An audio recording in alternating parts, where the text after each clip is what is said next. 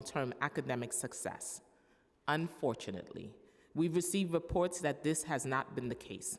Classrooms are being turned into jail cells, staffing shortages are causing students to miss class, and emergency lock-ins during school hours are leaving students to complete packets of homework on their own time. As a forever educator and a mom, I'm deeply disheartened by these reports. Our obligation to provide proper educational services and mental health support to students does not end when they enter the justice system. It intensifies. Research shows that quality educational programming that offers students an opportunity for personal growth and skill development while detained can help reverse the school-to-prison pipeline, empowering incarcerated students to break the cycle of crime and redefine their future. At this hearing, the committees are interested in understanding how the administration delivers educational programming students are entitled to under the law, with a particular focus on services provided to students with disabilities. The committees are also interested in learning what efforts are being made to ensure that quality educational programming is implemented on a consistent basis. Finally, the committees would like to understand what metric New York City Public Schools use to determine academic success and how all agencies collaborate to ensure that this success continues after students exit placement. Before turning to Deputy Speaker Ayala and Chair Rivera, I would like to thank the committee staff as well as my own staff for all of the work they put in for today's hearing. I would like to also acknowledge my colleagues that are present. Councilmember Ung, Councilmember Rivera, Councilmember Hanks, Councilmember De La Rosa, Deputy Speaker Ayala, Councilmember Lee, Councilmember Ressler, Councilmember Hanif, Councilmember Hudson, and Councilmember Carr. Now I will turn to my colleague, Deputy Speaker Ayala. Good morning, everyone, and welcome to today's hearing. My name is Diana Ayala, and I am the Deputy Speaker of the New York City Council and the Chair of the General Welfare Committee. Today, our committee is joining the Committee on Education and the Committee on Criminal Justice to hold this oversight hearing on educational programming in juvenile detention facilities. We need to set young people in juvenile detention up for success. However, the opposite is occurring when it comes to educational programs offered to this population. Earlier this year, ACS confirmed that classrooms in its detention centers have been used to separate detainees from each other as a security measure, effectively being repurposed as jail cells. A photo of a young detainee hunched over a school chair with a sheet over his head was published by Gothamist in June 2023. It underscored the ways in which juvenile detention promotes the educational failure of young people in detention. We are also notably seeing significant increases in the average daily population in juvenile detention. From fiscal year 22 to fiscal year 23, the average rose from 170 to 233 youth. Today, we are looking to hear about how the respective agencies present today are promoting the academic success of youth in juvenile detention while also ensuring their safety. I am personally interested in learning about how the agencies are meeting the social, emotional, and mental health needs of these youth. I look forward to hearing from the administration and advocates today and gathering much needed feedback on this oversight topic. Also, I would like to thank the committee staff for their work in preparing for this hearing. Aminta Kilawan, Senior Legislative Counsel, David Romero, Legislative Counsel, Jillian Kayes, Legal to Extern, Julia Haramis, Unit Head, Sayamul Hamid, Finance Analyst, Rose Martinez, Assistant Deputy Director, and finally, my Chief of Staff, Elsie Encarnacion. I would now like to turn it over back to my co-chair, Councilmember Joseph. Thank you, Deputy Speaker Ayala. I'd like to turn it over now to Councilmember Rivera. Good morning. I'm Councilmember Carlina Rivera. I'm chair of the Council's Committee on Criminal Justice. I'd like to welcome everyone here and thank Chairs Joseph and Ayala for partnering with me to convene today's oversight hearing on educational programming in detention facilities. On any given day, there are approximately 500 to 550 young adults, 18 to 24 years old, in DOC custody. These young adults are entitled to an education to help them achieve a high school diploma or a high school equivalency diploma. Yet in the 2021 to 22 school year, the most recent school year for which there is complete data, just 20% of the young people in custody ages 18 to 21 enrolled in the Department of Education's East River Academy. The average daily attendance at East River Academy in the 2022 to 2023 school year was 49, up from the pandemic low of 11 in the 2020 to 21 school year, but not quite up to pre-pandemic levels. I expect to hear from our witnesses today on what can be done to boost attendance rates and ensure everyone entitled to attend school knows that they have that right. I'm also concerned about how consistently young adults in DOC custody are able to attend class. Due to the rising level of violence, educational programming is frequently interrupted by alarms and lockdowns, making it impossible for students to learn. We have also heard that a lack of escorts causes students to arrive late or even miss school entirely. These issues are even worse in restrictive housing units. Education is a critical key to rehabilitation and successful reentry for young adults. Today, I look forward to hearing from the department about the ways in which its policies, practices, and programs support the goal of ensuring young adults in the city's care and custody have an adequate education. Thank you very much, and I'll turn it back over to Chair Joseph. Thank you, Chair Rivera. Before we swear in administration, we will also hear from Councilmember Narcisse, the sponsor of Introduction 542, to deliver some remarks on her legislation. Good morning, everyone. Good morning, chairs, and thank you for the opportunity. We all know that education is critical for a society to move forward. So I'm so happy and so grateful that you're all here to support us, to help us shape our city. And most importantly, I want to say thank you to our legislative body that help us to shape our educational system to make sure that it works for everyone. I thank you all because this is a time that we need to do the right thing by everyone. I thank the committee for convening today to an effort to significantly impact the lives of youth individuals, young folks that live in our city. Juvenile children are very important to all of us that I believe. I always say they're all born gifted and talented if they get the structure needed for them to advance forward. And we have to make sure we create the access to all of them. My proposal bill, Intro 542, is not just about enforcing an annual report. It's a call for us to be accountable and to improve the educational opportunities to provide to our youth in our administration for the Children's Services, ACS, and the Department of Correction, DOC facilities. This report on programs enrollment, available services, and related incidents are essential. But they are ultimately about the larger picture, the future we are shaping for these young people who have faced challenges early in their lives. As we delve into this, I ask each of you to see beyond the statistic. Let's recognize these youth as individuals who with potential and promise, deserving our utmost efforts to provide them with the tools needed to succeed for the future. Today's insights are pivotal as they will guide how we as a city and a community extend our critical effort to support these vulnerable young folks in our city. So I'm counting on you that whatever the shape that we need to take, whatever the improvement that we have to make sure our children have a better future. That's all I can say. Thank you, Chair. Thank you for the opportunity. Thank you, Councilmember Narcisse. I'd like to acknowledge Councilmember Aviles, Councilmember Narcisse, and Councilmember Abreu.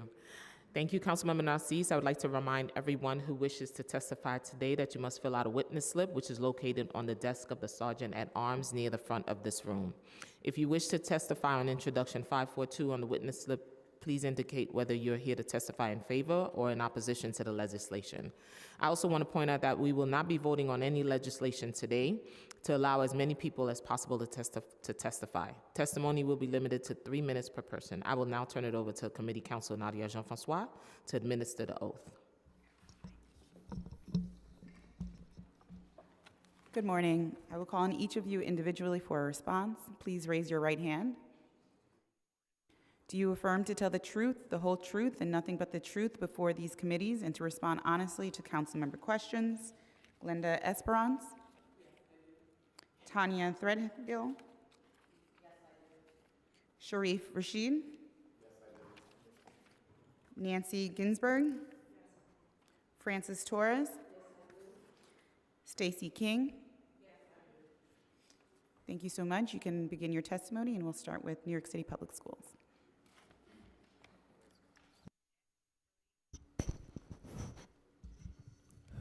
Good morning, Chairs Joseph, Rivera, and Deputy Speaker Ayala, and all the members of the Committees of Education, Criminal Justice, and General Welfare here today. My name is Glenda Esperance, and I'm the proud superintendent of District 79, Alternative Schools and Programs at New York City Public Schools. I'm joined by Sharif Rashid, one of our principals at Passages Academy, and Tanya Threadgill, principal of East River Academy, as well as other colleagues from New York City Public Schools, the Administration for Children's Services, and the Department of Corrections. I'm pleased to be here today to discuss our work to provide high-quality educational programming in detention facilities and city jails, and I thank the City Council for your support of our students. As a background, District 79 is a citywide district that is reimagined by design. It is composed of 10 distinct programs serving approximately 50,000 students, operating in about 350 sites across the city. Those range from multi-classroom settings co-located within New York City Public School high schools, on large campuses, to individual classrooms inside community-based organizations, as well as other partner agencies. In addition, we have targeted programming to support youth connected to the court system. Many of our students were disconnected from school prior to enrolling in our programs and have unfulfilled educational experiences. D79 programs are focused on changing this trajectory by empowering our students and equipping them with the knowledge and skills they need to be successful. District 79 includes the following programs: career and technical education at Co-op Tech, services for student parents at Life, Restart Middle School services for our overage undercredited middle schoolers, the Judith S.K. High School and YBCs, which provide services for overage undercredited students working towards earning a high school diploma, Pathways to Graduation, which addresses our under 21 high school equivalency population, our district level citywide adult education program, which serves over 21, our student learners who are serving superintendent suspension receive servicing through our alternative learning centers. We have a Restart Academy serving our treatment population, and then Passages Academy as well as East River Academy serving our youth justice and detention population. Each program is tailored to provide a distinct pathway to graduation focused on improving social, emotional, as well as academic outcomes. Our district priority is to provide targeted support addressing the individual needs of our students to help them earn a high school diploma, high school equivalency, and/or CTE certification. It's to build the skills necessary to succeed in post-secondary opportunities, including college and career. And it's to provide supports and interventions that help students gain a social emotional skills necessary to be confident and productive members of our society. As the leader of District 79, I endeavor each day to ensure that enriched opportunities become the standard for all, regardless of zip code, classification, or demographics. I'm a proud product of New York City. I was born and raised in Brooklyn to immigrant parents, and I attended public schools. I come to this work with 40 years of experience in public education as a student, special education teacher, adult education teacher, literacy coach, assistant principal, principal, director of school quality, director of special education, and now superintendent. My roles have given me the opportunity, my goals have given me an essential grounding and insight into the challenges of teaching and learning across various educational settings. My broad and intense knowledge of academic and social emotional learning inspires me to find ways to navigate the barriers that our students face in detention centers. Providing high-profile instruction to detained and incarcerated youth is both a legal and moral obligation that we continue to invest in and work hard to improve. D79 is committed to empowering and helping students earn gateway credentials towards college and career opportunities. We collaborate consistently with other city agencies to provide students with instruction and supports on a daily basis. To this end, D79 operates 2 schools, Passages Academy in partnership with ACS and East River Academy in partnerships in DOC. In each one of these settings, we have leaders who come with a wealth of over 25 years of academic success. In East River Academy, our program is led by Principal Tanya Threadgill, who has served as a teacher, site coordinator, assistant principal, special education teacher, and now principal, as well as a hometown hero. In our Passages Academy, we have Principal Rashid, who has served as a teacher, site supervisor, assistant principal, school psychologist, and he has led the work as well. D79 provides detained students with access to the same courses and many similar extracurricular activities as their peers in traditional schools. We understand that the traditional model doesn't work in detention facilities. Therefore, we offer students flexibility to ensure successful outcomes in this setting, assigning principals, assistant principals, state certified teachers, guidance counselors, social workers, and psychologists to provide academic and social emotional support to young people and adults in detention.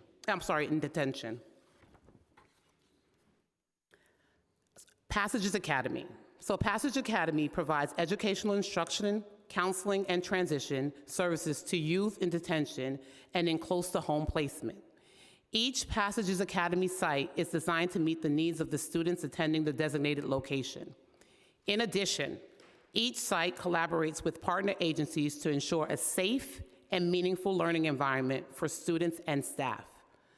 Passages Academy operates across 7 locations, serving youth in secure detention, non-secure detention, limited secure placement, and non-secure placement.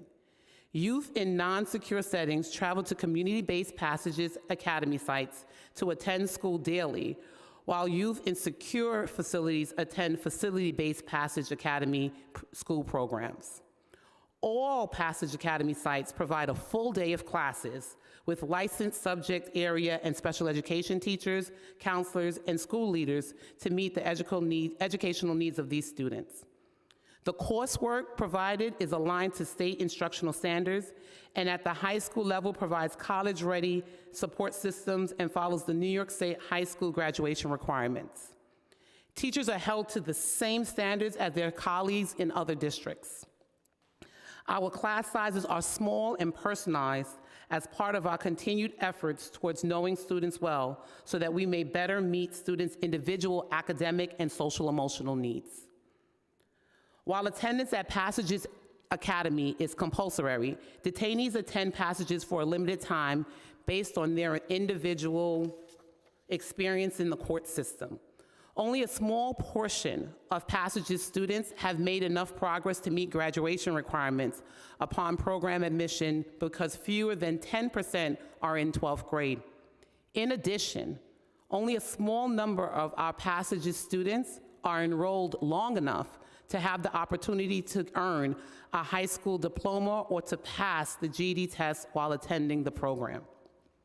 Still, we provide our students with access to a wide range of academic classes, and the high school students are able to earn high school credits and take Regents exams to ensure minimal disruption to their education. Parents are, of course, key partners in this work. Like district schools, Passages have two full-time parent coordinators and one full-time family and community engagement liaison. There are regular family days and parent-teacher conferences. Unlike other jurisdictions, in New York State, students at Passages Academy remain a part of the New York City school system and have the automatic right to return to their home school upon release. Therefore, when students transition out of Passages Academy, they can remain with the same school district that already knows them. Our student transitions begin upon arrival to the detention center to ensure our students are prepared for and supported upon their exit from detention. Last year at Passages Academy,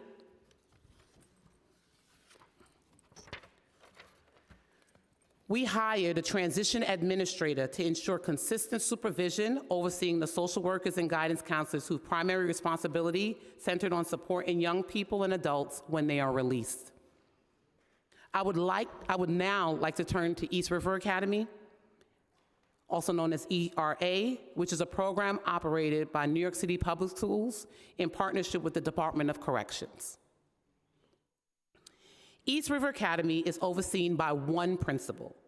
It has an educational team composed of assistant principals, certified general and special education teachers, counselors, and support staff.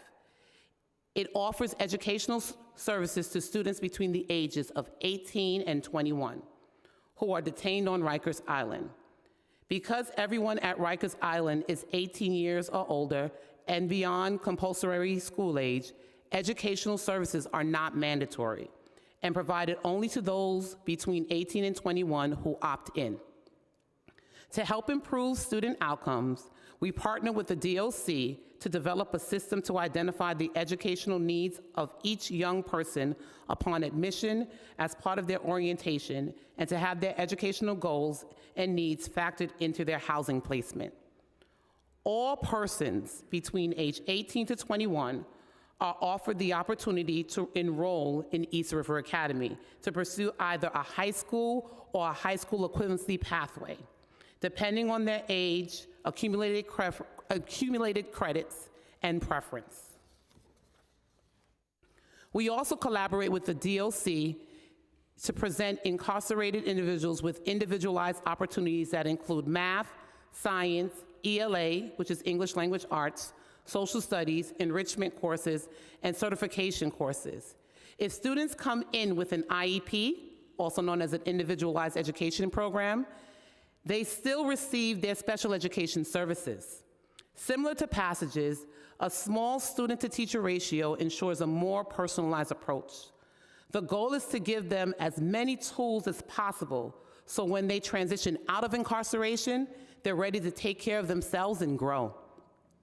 To further prepare those ready for college, East River Academy works hand in hand with CUNY, and last year we worked with the Borough of Manhattan Community College. Through the program Impact, BMCC, students in the justice system are provided with mentorship, emergency funding, and support for the college registration process. If they have a diploma, they go right to a CUNY school to take classes towards a college degree, and it's a completely free program. East River Academy staff also engages in family support in a number of ways. The school holds parent-teacher conferences regularly, just as other DOE schools do, and engages our families through virtual meetings and family connection newsletters. Similar to Passages, East River Academy also focuses heavily on transition planning. As a result, ERA students are provided with a seamless transition into a range of different educational programs while remaining part of a district that they are familiar with, and is familiar with them. At our recent graduation, the keynote speaker stated, and I quote, "Unfortunately, we come from neighborhoods where the mentality that most of the young men live with is a survival mindset. But the problem with living in survival mode is that it's hard to see a future for yourself. Our keynote speaker spent 11 months on Rikers Island, where he enrolled in East River Academy. After earning his GED from East River Academy, he pursued a degree in sociology and African American studies at Columbia University, founded the Justice Ambassadors Youth Council at Columbia's University Center for Justice in 2019, and in 2021 became a Truman Scholar at Columbia University School of General Studies. He also said, earning a college's degree was the biggest predictor towards a stable, healthy, and productive life after incarceration. He shared the following closing statement to the graduates. Proper preparation prevents poor performance. You will need a solid plan to follow as a guide. Don't leave anything to chance. Don't leave here with the same mentality you had when you came in. Don't leave here without knowing what you want to do with your life. That vision is what we aspire for all our students in East River Academy. I would also like to share some of the new and expanded initiatives that we plan on taking on to ensure that high quality education continues at both of these facilities. I would be remiss if I didn't address the fact that our entire city battled through a pandemic, which took a toll on all of us. The interrupted instruction caused by COVID-19 shined a glaring light on the need for our programs to continue prioritizing high quality academic instruction and emotional support for students and staff. That experience led us to launch new initiatives and expand work on existing priorities. Those include increasing instructional programming to nurture the needs of the whole child or whole student, including enrichment and social emotional learning programs. Also strengthening our partnerships with District 75 as well as New York City Public Schools Special Education Central offices to facilitate professional learning to all teachers in detention centers with an emphasis on de-escalation, relationship building, and specially designed instruction for pedagogues. And finally, creating a student steering committee that meets regularly because we want to ensure the inclusion of student voice in all our decision making. Now let me briefly turn to the proposed legislation, intro number 542, which requires reporting on educational programming for juvenile delinquents, juvenile offenders, and adolescent offenders. We support the goals of this bill and look forward to working with the council to ensure that the reporting requirements align with our current programming models and practices. We are committed to ensuring that New York City students have access to high quality education in all settings. Our city has a distinct unified district dedicated not only to supporting the education of our students in detention and jail, but also designed to promote smoother and more thoughtful pathways to high schools, transitional programs, and continuing education upon re-entry. We greatly appreciate our existing partnerships with Chair Joseph and Council Member Narcisse. We know we have more work to do, and we look forward to our continued partnership with the City Council in order to enhance the educational experience of students in detention. Thank you. Thank you. I'd like to acknowledge Councilmember Menon, Councilmember Lewis, and Councilmember Stevens.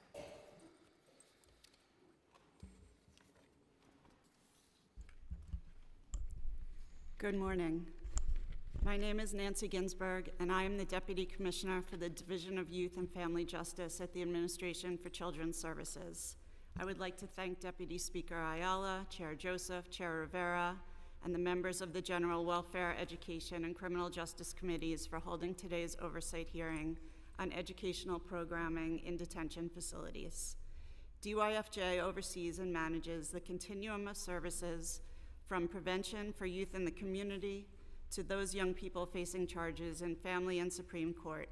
Our services include intensive family counseling, alternative to detention programs in family court, non-secure and secure detention, and close-to-home placement facilities.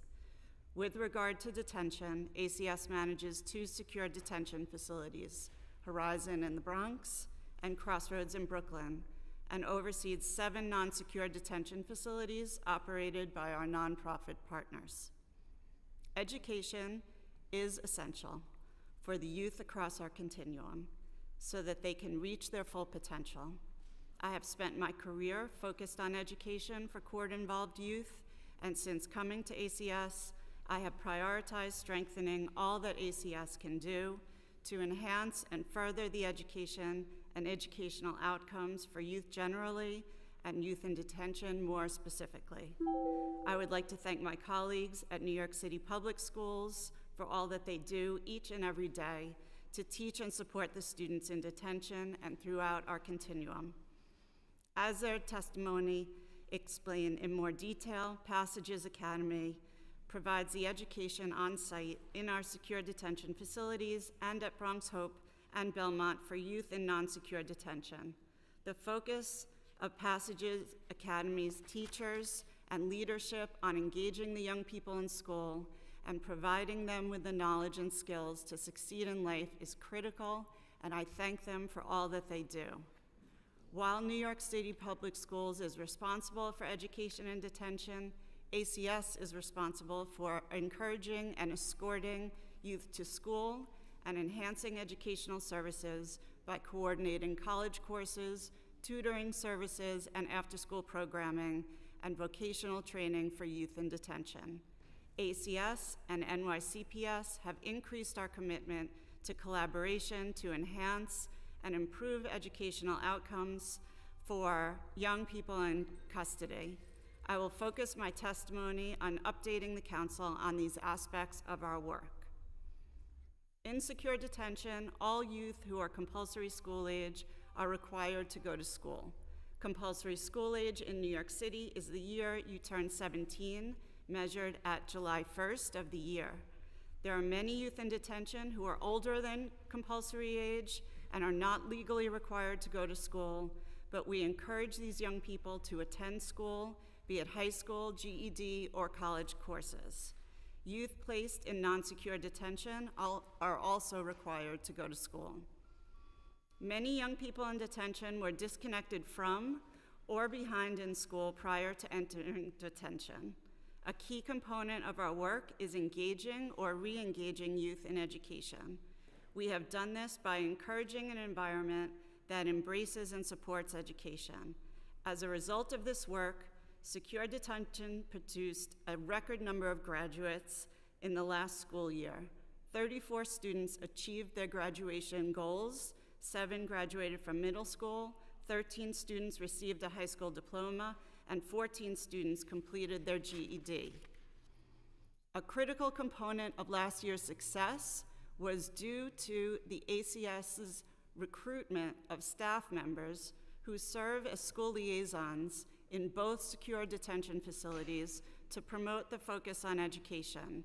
This school-based team is responsible for encouraging young people to attend and participate in school, which significantly improved engagement and attendance across both facilities. Not only did this increase attendance, but it helped to change the culture, building facility-wide enthusiasm in support of education. As the population in secure detention is older and includes more young people ages 18 to 20 who are not compulsory age, we have been increasing opportunities for high school equivalency options and college courses. ACS and NYCPS work collaboratively to adapt classroom spaces into computerized testing spaces, including physically retrofitting this space to allow NYCPS to administer the GED exams. Since this advance, we have seen an increase in the number of young people obtain their GED diplomas. We also offer on-site SAT testing and tutoring and are continually expanding our relationships with college partners and college access organizations that support youth in achieving their educational goals. We are partnering with several community colleges within the CUNY network, including Bronx Community College, Kingsborough Community College, Hunter College, and private institutions including Manhattan College, to offer college exploration and credit-bearing options for youth in detention and close to home. This past summer, ACS offered a new course, Juvenile Justice Ethics, in partnership with Manhattan College's E3MC program, which is a multi partner initiative that offers free college-level courses to those incarcerated and formerly incarcerated in New York City, and 3 of our students earned college credit in that class. In partnership with Passages Academy, students can access 33 CLEP preparation courses on the Modern States Educational Alliance platform, available on NYCPS Chromebooks.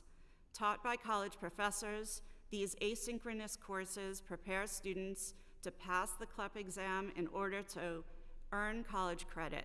In November, future Now Bronx Community College will offer an introduction to college offerings, followed by a class in the spring of a 2-week English preparatory writing workshop to prepare students to help them meet the CUNY proficiency requirement in English, and Manhattan College will offer their 3-credit course in May and June at Horizon. In addition, through the Center for Community Alternatives, and as part of their programming at Crossroads, Hunter College plans to offer their Introduction to Sociology class in the fall at Crossroads, and potentially at Horizon in the spring. That class was offered in Horizon last year, was extremely popular, and many of our young people earned college credit. Lastly, we continue to collaborate with Passages Academy counselors in planning for College and Career Week in the spring to expose young people to college knowledge and vocational opportunities in the community. It is also critical for us to provide vocational training opportunities for youth in detention. We offer exploration classes in real estate, construction, and automotive engineering, personal trainer training, entrepreneur and small business training, and barbering, as well as OSHA accreditations. This fall, a menu of vocational services will be provided by Bard Prison Initiative at Crossroads and by Children's Village at Horizon. We anticipate that this will provide additional opportunities for engagement for all of our young people, and in particular for those who have graduated or are less academically inclined. Finally, we have also found that students in detention significantly benefit from access to tutoring. In addition to the supports from Passages Academy, students in secure detention receive additional support from tutors. Many of our young people thrive with one-on-one academic supports, which we believe has contributed to the increase in educational success in detention. Through funding from the Youth Men's Initiative with an ACS supplement, ACS was able to expand tutoring services from 6 to 29 tutors last year, providing over 10,000 tutoring sessions, up from 4,000 the prior year. Until this year, tutoring services were provided by Success for Life, and this year, Bard Prison Initiative and Children's Village have assumed responsibility for tutoring. Additionally, coaching will be added to the menu of these services.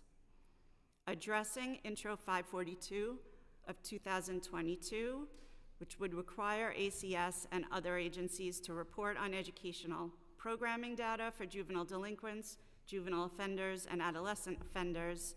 ACS appreciates the Council's interest in the educational programming provided in secure detention and the impact it has had on youth in our care. We look forward to discussing this bill in more detail. In conclusion, I would like to take a moment to thank all of my colleagues who work in the detention facilities, including the YDS, case managers, program counselors, and school liaisons, as well as the NYCPS teachers and District 79 administration, for all that they do every day to support, care, and educate our youth in detention.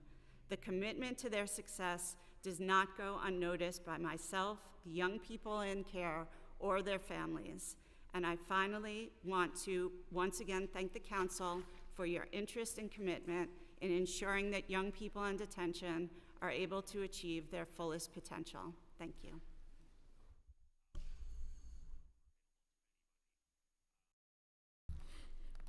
Good morning, Chairs Rivera, Ayala, and Joseph, and members of the Committees on Criminal Justice, General Welfare, and Education.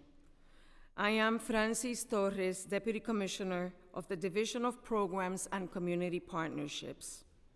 I thank all for this opportunity to discuss how the New York City Department of Corrections supports individuals in achieving academic success while in our care.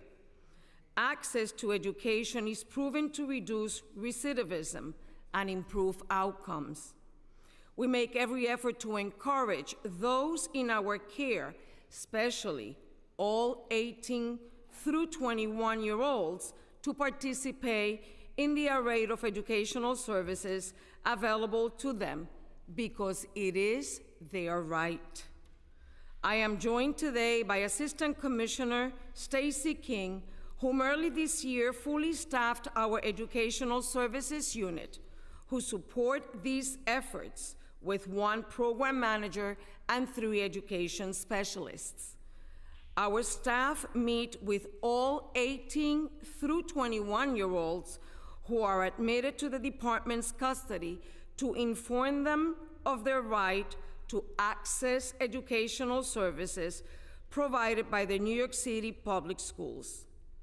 We ensure NYCPS has dedicated spaces throughout our facilities. We carefully identify, select, train, and assign uniform members to support NYCPS's daily operation, including escorts to and from school.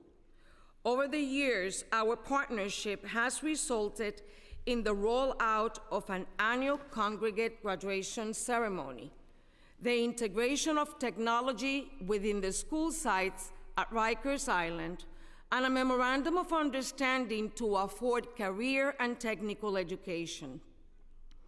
Recognizing that peer engagement and support can be a critical motivator for this age group, which we refer to as emerging adults, the department has developed dedicated school housing areas at the Robert N. Daveron Center, RNDC, for those that are interested in attending school to ensure they live with like-minded peers who are focused on academic achievement.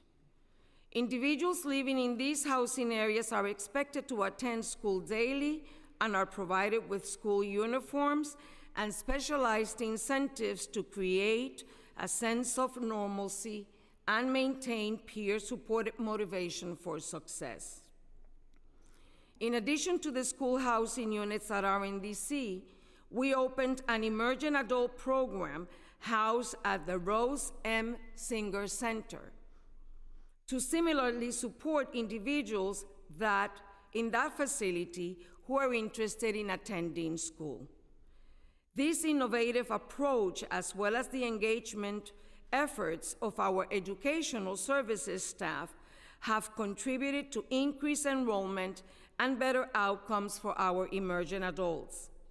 Due to the success of this initiative, we continue to plan to open dedicated schoolhouses to meet growing demand so that our young adults have every opportunity for success. As an agency, we have also been very focused on leveraging technology to improve operations and expand opportunities. We have been diligently working on the computerization of the GED exam at our school sites so that students can take the exam online and receive their scores in minutes. The first computerized GED exam was offered at RNDC last year, and we since expanded testing to Rose M. Singer and the George R. Vierno Center, with plans to open another site at the Otis Bantam Correctional Center in the near future. We also offered the K-Lite application on the tablets issued to persons in custody, which affords educational content including math, science, economics and finance, arts and humanities, computing, SAT prep, partner content, college careers, and more. Finally, We recognize that learning does not only take a place in a classroom and is not reserved solely for young people. We proudly partner with Columbia University, Manhattan College, and most recently LaGuardia Community College to offer credit-bearing courses in different interest areas. Students who complete their course are admitted to the institution to continue their pursuit of a college degree upon release. Our partnerships with colleges and universities have allowed 233 individuals to earn 3 college credits each while in our care. To celebrate this achievement, the end of each semester is marked by a ceremony which includes the students' family members. Through our partnership with NYCPS and community-based providers, we offer a robust menu of workforce development programs, including certificate and certification courses. Certificate courses offer introductory, hands-on vocational training for in-demand trades, including cosmetology, carpentry, culinary arts, welding, driving, and barbering. Since the beginning of this administration, we have had over 1,800 enrollments and over 1,600 completions. In fiscal year 2024 alone, there have been 122 enrollments in certificate courses and 122 successful completions. Certifications are credentials that verify legitimacy and competency to meet certain criteria and perform a job, and include various OSHA training courses, flagging, scaffolding, and CPR first aid. From January 2022 to present, we have had nearly 5,000 enrollments and over 4,500 certifications earned. So far, this fiscal year, there have been 58 enrollments in certification courses and 58 certifications earned. Workforce development courses are afforded primarily in dedicated classrooms within the schools or at any of our programming centers. The P's, meaning the acronym Programs, Education, and Community Engagement Center, located at RNDC, consists of dedicated spaces to conduct automotive, carpentry, digital literacy, driving simulation, welding, and other courses. It also includes amenities such as a film screening room, engineering and music studio, and a video and tabletop games. In November 2022, the department opened its Beacon, acronym stands for Building, Educating, Advancing, and Creating Opportunities for Networking, center at GRVC to afford similar opportunities to individuals housed within the facility. Individuals who participate in workforce development programs while in the jails are connected to community-based workforce programs to continue training and exploring opportunities made available through our partners post-release. We are grateful for the many strong partnerships with NYCPS, colleges, universities, and community-based organizations that create opportunities for continued growth for those in our custody and those reintegrating into our communities after release. I am available to answer any questions you may have. Thank you.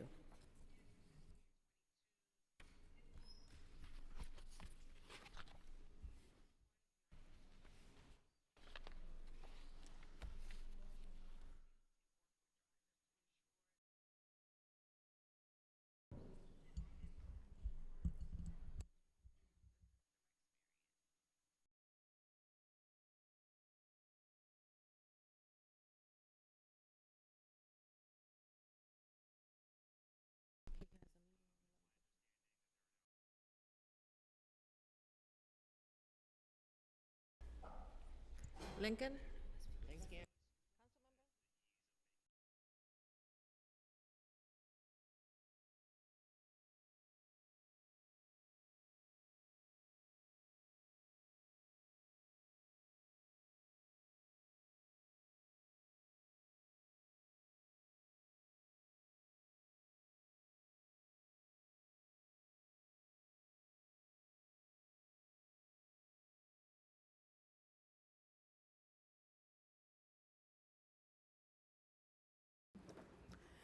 I'd like to recognize Councilmember Oswald Felice and Sanchez. Thank you for joining us. Council Chair Rivera, you may go. All right, good morning. Thank you so much for your testimony. I want to thank all of the committed educators and people involved in programming who do this work every day. I know when I visited Rikers multiple times and I have met educators, I remember one specifically who said that she had been there for decades, a very, very long time. And thank you for the details on all of the partnerships, the Intro to College courses, CUNY Manhattan College Pathways program, career and tech programs. So I want to just drill down on the numbers, and I want to thank the chairs for being so gracious and allowing me to ask these questions. How many people in custody are currently receiving educational programming from DOE?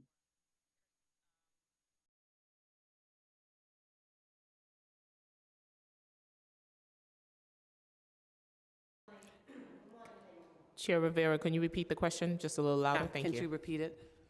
Absolutely. How many people in custody are currently receiving educational programming from DOE, and how does DOC inform students of their eligibility for educational services? Thank you for that question. I'm going to allow Principal Threadgill to give that data. Thank you.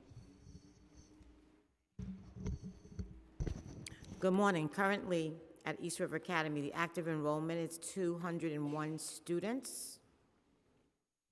I will defer to the DOC in terms of how they notify students about the services. Good morning, Chair Rivera. Thank you so much for that question. All 18 to 21-year-olds receive an educational orientation open intake. During that orientation, individuals are informed they have the right to educational services through NYCPS. How do they decline those services, and does DOC follow up on refusals? Thank you again for the question. When our staff members are conducting those orientations, any 18 to 21-year-old is afforded Form 3503B, which is a request to educational services. At that time, keeping in mind that they are 18 to 21 and they can opt for educational services, they are either accept or reject or do not accept the service. All of those forms are delivered to the Department of Education. Do know that any 18 to 21-year-old who originally refuses or initially refuses during intake has every right to change his or her mind during their detention period, at which point they can complete another 3503 form, can notify any of our counseling staff as well as housing area officers in order for them to be produced to the school floor. So how does DOC track people who have requested to enroll in school? And how does it ensure that people who have made such a request are enrolled within 10 days of that request? I think that is what is required by DOC Directive 3503. That's a great question, Chair Rivera. If you can allow me to take you through the process in order to make it succinct and clear. And if you could explain DOE's role in that enrollment process as concisely as possible, Sure. I would really appreciate it. When it comes to any 18 to 21, they complete that form. They actually, in completing that form during the new admission process, if they accept educational services, the DOC makes every effort to ensure that once the new admissions process is cleared and the emergent adult is assigned to a housing area, that we flag it internally for our custody management division to assign that emergent adult to one of our schoolhouses at RNDC. Know that the process that we've developed with our partners at NYCPS is that once we give that request form to them, they also have access to what we call an internal report that captures any new admissions, 18 to 21-year-olds, that allows them to go and develop what is called a call-down list.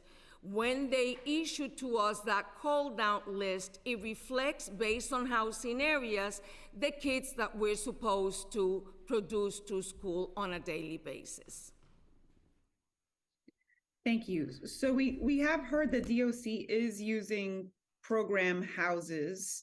I think you mentioned this in your testimony, to facilitate access to school in RNDC. Similarly, at the July 18th, 2023 BOC meeting, DOC announced that they established an education house at AMKC, where individuals who express an interest in educational services live together, and DOE instructors come to the housing unit, eliminating the need for escorts. Does someone need to be placed in a program house to access education? Once again, thank you, Chair Rivera. The initiative you described in the question, for transparency, that initiative is now transitioned to OBCC because we consolidated AMKC. In establishing the housing area at OBCC, we are currently in conversations with the DOE to restart that service because we do have that program house right now established at OBCC. Can you repeat your second portion to your question, please? Sure. Does someone need to be placed in a program house to access education? No, ma'am. No, Chair. Anyone who is assigned to a school or a program house, in essence, allows us the opportunity to have a shared goal of the population, facilitating the access to and from school. But they don't have to be in a program house or schoolhouse to have access to educational services. The council has repeatedly heard that individuals cannot participate in school or they arrive late due to a dearth of escorts. How are you addressing this, and is there a staffing shortage for this role? Thank you, Council Member, for that. Chair Rivera, for that. Let's just be open about this response. We have created schoolhouses and program houses in an effort to ensure that we rely heavily on the school staff that we have assigned, meaning officers. I will not be in front of the council and say that we don't experience challenges, because we do continue challenges with staffing and escorts. Know that there are delays that are common within our environment. Some of those could result as a lack of escort in the housing area. They could also be because of any safety reasons when we are doing school production from the housing area into the school. What we have done in recent times is we have increased the number of officers assigned to the main school floor at RNDC. We currently have increased from 5 to 9.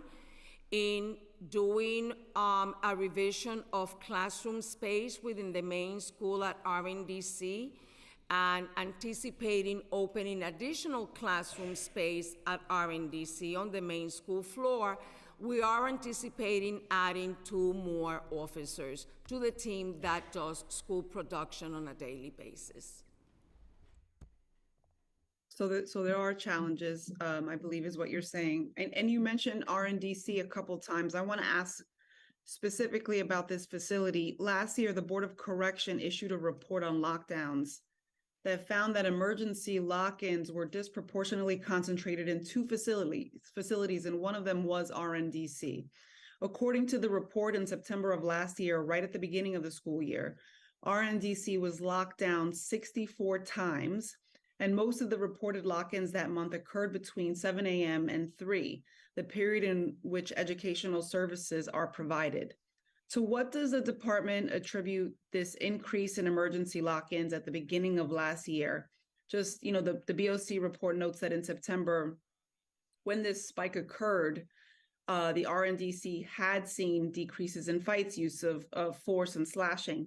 But I do want to ask, what was the reason for that spike? Are there any facilities on lockdown right now? And when you are on lockdown, can you just confirm that you cannot access educational services? I'm really glad you asked that question. When we talk about lockdowns, we actually, as a department, resort to a lockdown only when there are intense security concerns for the safety of those assigned to our care as well as our staff. When it comes to lockdowns, what I should share with you, Chair, is that when it comes to cancellations of educational services, the Commissioner has made it very clear that educational services, access to and from school, will continue during those lockdowns. We've had lockdowns this week at very specific facilities for security reasons, and with the exception of yesterday when we had a delay of access to the school area, we still have gained, or we still have produced students to the school floor. So we've been informed that that RNDC, the facility on Rikers Island that houses the majority of young adults, had been on lockdown since Sunday. Can you explain the rationale for this lengthy lockdown and whether it's been lifted as of today? Thanks again, Chair. I want to just be very careful on how I provide you with this response, only because I am not the Deputy Commissioner for Security or Custody Management, and I do not want to misspeak on behalf of any of my peers. I do share with you that in recent months, significantly throughout the summer, we have actually done an increase in the number of emerging adults who are assigned to any of our housing areas at RNDC, allowing us to take a census from 15 in each housing area to 25 emerging adults in each housing area. Knowing that when we merge kids, they are apprehensive, they are concerned, knowing that we need to create a balance on the SRGs or gangs that we have, so that they are balanced and we don't continue to have them be violent against one another. We know that for those reasons, there has been tension between our young adults, having an impact and an increase on our incidents at RNDC, which have indeed had to resort onto that lockdown.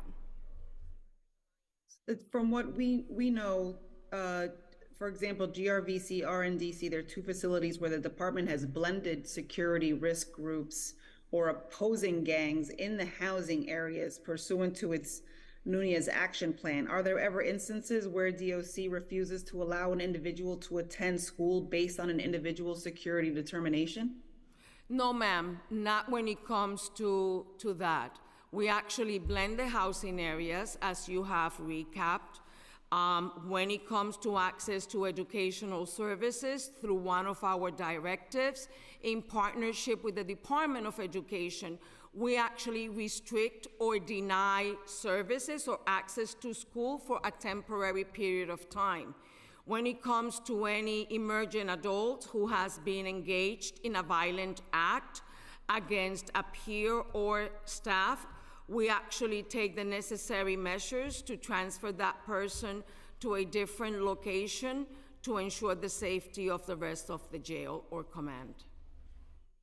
You said no to refusing that person's access, but then you said you temporarily suspend it. Can you explain that one more time? So, yeah, sure.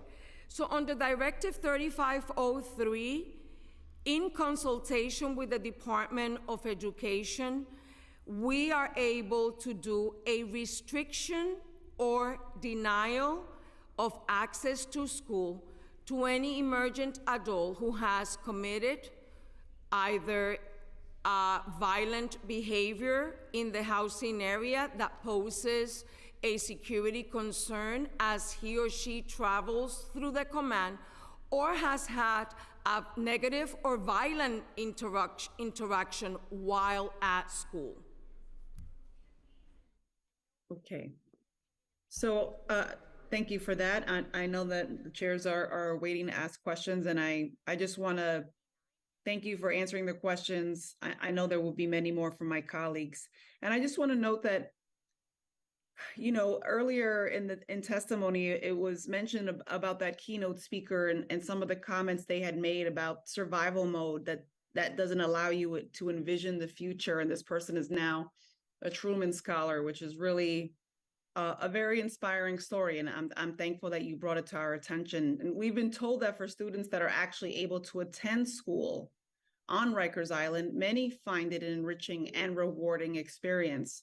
So I just want to ask, how does DOE attract and retain good educators to teach at the East River Academy? And so that'll be my last question. And I just want to thank the chairs again for allowing me to go first. Good morning again. Thank you for that question.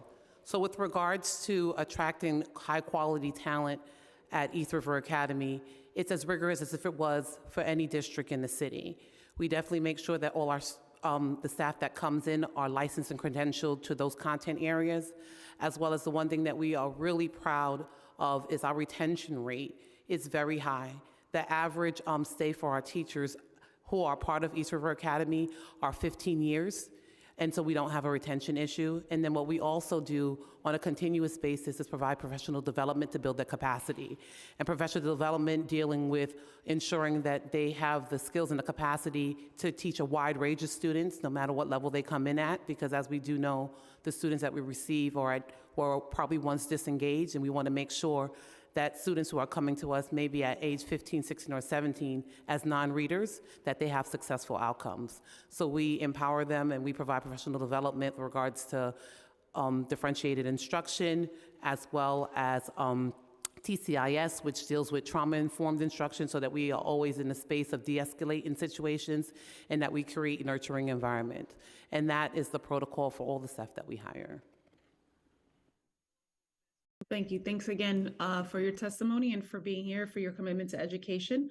And I'll turn it back to the chairs. Thank you. Thank you, Chair Rivera. Councilmember Ressler. Great. Sorry, multitasking. Apologies to Mira. But thank you to Chair Joseph, Chair Ayala, Chair Rivera. I'm going to ask my questions today of ACS. So thank you. Is it Associate Commissioner? Deputy Commissioner? Sorry, I didn't mean to demote you. Deputy Commissioner Ginsburg, for your work. I think the ACS team is trying, but I am deeply concerned about what's happening at Crossroads and Horizons. I had the privilege of joining my friend and colleague, Councilmember Stevens, on a recent tour. I think you were on vacation, very well deserved. But I just would like to ask for brevity and answers so that Chair Joseph or Teacher Joseph doesn't get upset with me. Firstly, the current census today at Crossroads and Horizons? 231. So we've seen essentially a doubling of the census at Crossroads and Horizons, a doubling of the number of kids in jail over the past 2 years, a phenomenal increase that is profoundly disturbing. Of the 231 kids at Crossroads and Horizon, whatever the most recent data point you can share, yesterday, today, last week, how many kids attended school?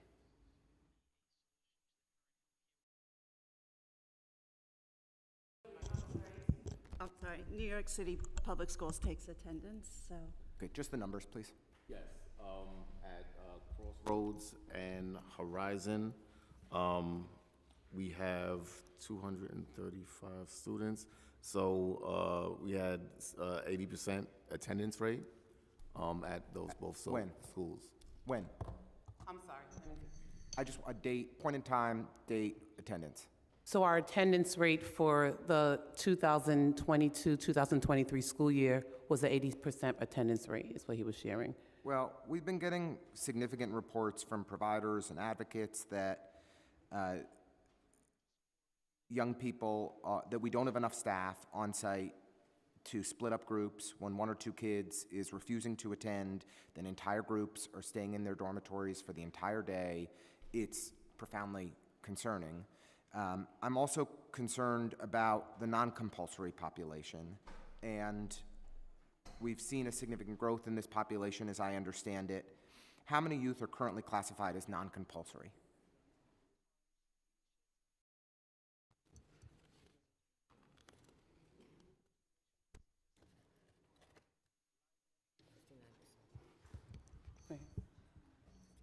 We currently have 59% of our students are non-compulsory. Got it. So when you said 82% attendance rate is of the compulsory students, is that correct? Just yes or no? No. 82% attendance rate of the 235 young people that are, the kids that are in jail right now, 82% of those kids? I want to just clarify. The 82% that we quoted was from last year, the fiscal year of 2022-2023. Okay. For this year-to-date attendance, we don't have that information right now. Sure. So I just want to... So the 59% non-compulsory data point was from? So the 59% non-compulsory rate, just give me 1 second so we can go into the... And you can submit that to us at a later time. Thank you. That's also for last year as well, for the 22-2023. And the 82% attendance rate does or does not include the non-compulsory students? It does. That's included. That's inclusive, yeah. Our students that come to us, they come to us by hall. That is a mix between compulsory and non-compulsory, so they're not separated. We're concerned about the lack of attendance among non-compulsory students and want to better understand what options are being made available for them. In particular, are we offering vocational training, potentially GED programming, or other solutions, hard skills training to engage these young people more productively? And I'd just love to ask Ms. Ginsburg that, if you don't mind. Deputy Commissioner, excuse me. Sure. So let me explain what it looks like, because maybe that will make it more clear. We do not have entire halls not attending school. That is not occurring. So every morning, the school liaison teams, who are made up of YDS officers, go to each hall and prepare with the YDS who are assigned to the halls, prepare the young people to go to school. So every day, there are young people from every hall going to school. Some young people, there are usually somewhere between 15 and 20 young people in each facility who have court appearances. So they go to court, they do not attend school. We have many, many young people who are coming to class each day who are GED students, who are non-compulsory, and they are participating in classes with the compulsory school-age young people. Okay. But as far as the vocational question that you asked, we recently awarded the RFP for vocational programming to Bard Prison Initiative in Brooklyn and to Children's Village in Horizon. Right. They will be subcontracting with community-based providers. That programming will start in November, so there will be a full vocational Good. menu for those young And how people. many full-time staff do you have focused on reentry work at ACS? Re-entry to the community. We do not have anyone full-time at this point. Okay. I just, to me, we have, and I apologize, but in summation, to see a doubling of the number of kids, minors, in jail in New York City in a 2-year period under this mayor's tenure is profoundly disturbing. And we have to do everything in our power to reduce to close the front door and reduce the number of kids who are unnecessarily ending up in jail. We need to speed up the time that they're in there and help get them out. And we need to always be focusing on reentry, because most of our young people are coming right back to our communities. And so it's not just about imparting the skills and the training and the education and all of the emotional supports that they need. It's about focusing on what reentry looks like and on when people get home. And so I am very concerned about the trends of increased incarceration and how we can do better to support these young people. But frankly, we need to do everything we can to reduce the number and reduce it aggressively. So I will say I agree with you, and I'm a tremendous believer in strong reentry, but your characterization of the young people who are in our custody is not entirely accurate. Over 75% of our young people who are with us are facing top charges of attempted murder or murder. Many of them are facing significant state sentences. 99% of our young people are being prosecuted in the adult court system. Almost our entire population are young people who would have been on Rikers Island before Raise the Age. And because of the way Raise the Age is written, they are facing adult sentences and will not be re-entering to the community immediately upon exit from our facilities. But will it be re-entering eventually? And the need for investment in ATIs and ATDs to close that front door, the need to invest in population review teams to speed people up and get people out are urgently needed. And I have to say, this increase in the number of kids who we are incarcerating is deeply concerning. And I have respect for Commissioner Danhauser and for you and the work that you all are trying to do, but I feel that the policies of this administration are moving us in this direction. And so my critique and my criticism falls at the mayor's doorstep and the NYPD's doorstep that we are sending more kids to jail. That is a problem. That is disgraceful. And I realize you're trying to do the best you can with a difficult situation, but we need to say that as plainly as humanly possible. Thank you. Thank you, Chair Joseph. Thank you, Chair Ayala. Thank you, Chair Rivera. Thank you, Councilmember Ressler. Good morning. So at the East River Academy, which serves students 18 to 21 on Rikers, as well as Passage Academy, serving students as Crossroads and Horizon secure detention facilities operated by ACS. What is the social workers to student ratio on a daily basis? Thank you for that question. We have that data.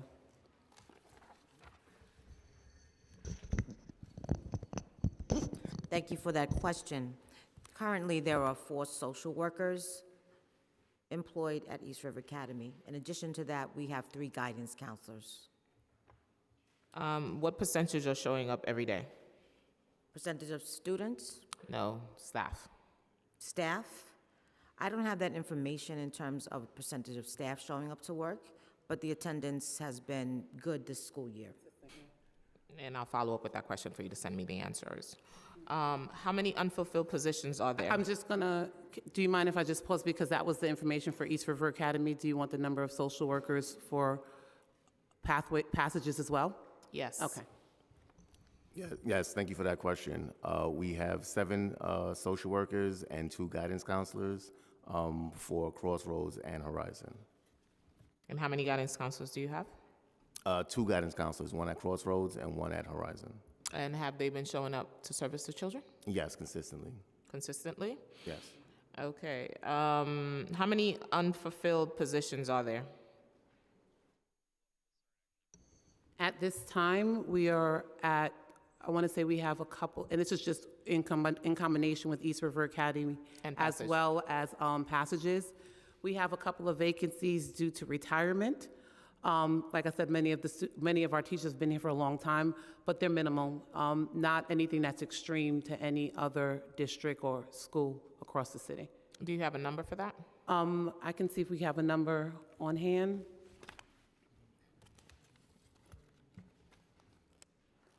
Currently at East River Academy, we have 2 math, 1 reading specialist, and 2 CTE. That's a vacancy, and at Passages, it's 4. With the PEGs being announced, do you expect the PEGs to impact the ratio? Thank you for that question. Just give me 1 second.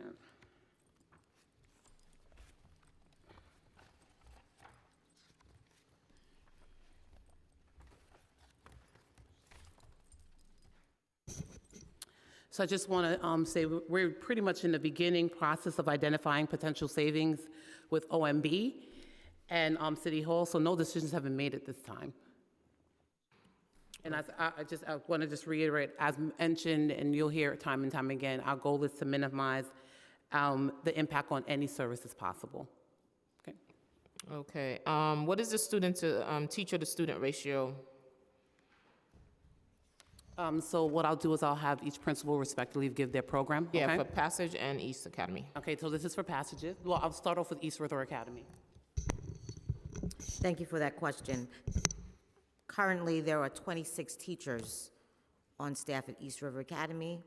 Active students 201, and the ratio is 8 teachers to 1 student. 8 teachers, 1 student? Yeah. So just to really just kind of raise that awareness, with regards to our class sizes, they're really small, like with regards to maybe 8 to 1, they won't max any more than 15 students, but the ratio right now is between 8 to 1 at East River Academy, and then at Passages. Yes, we have 72 teachers.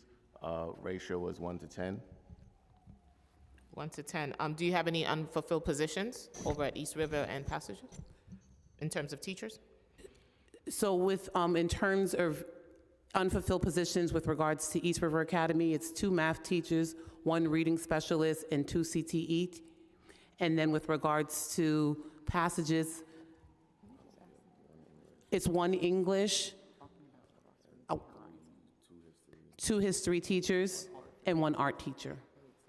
Are you talking about all the facilities or just these 2 facilities? Because you operate so many.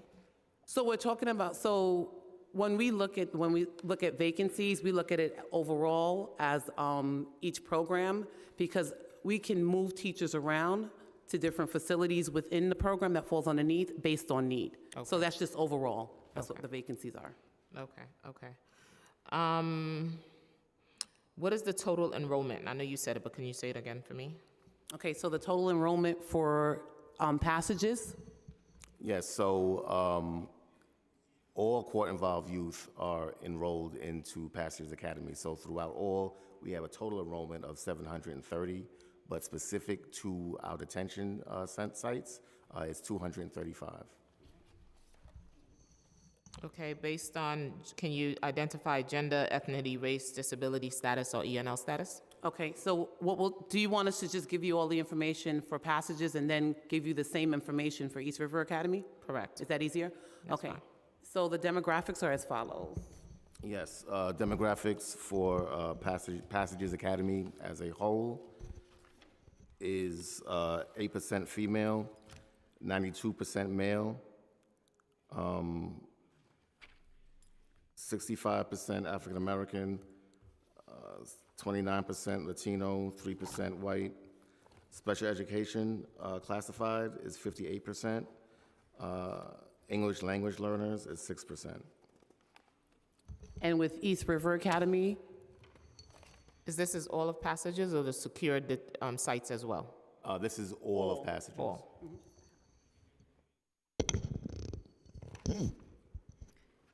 Thank you for that question. So far, as 23 school year, we had a total enrollment of 697 students. Currently, those students, 86% were male, 14% were female, 2% Asian, 59% Black, 35% Latino, 2% White, race, ethnicity, other, 2%, students with disabilities, 51%, Ls, 6%. Can I also get the data for the secure facilities as well? The secure facilities in isolation, let me see if we have that. I'm not sure if we have that, but we At can. Passages. At Passages? Just give me 1 second.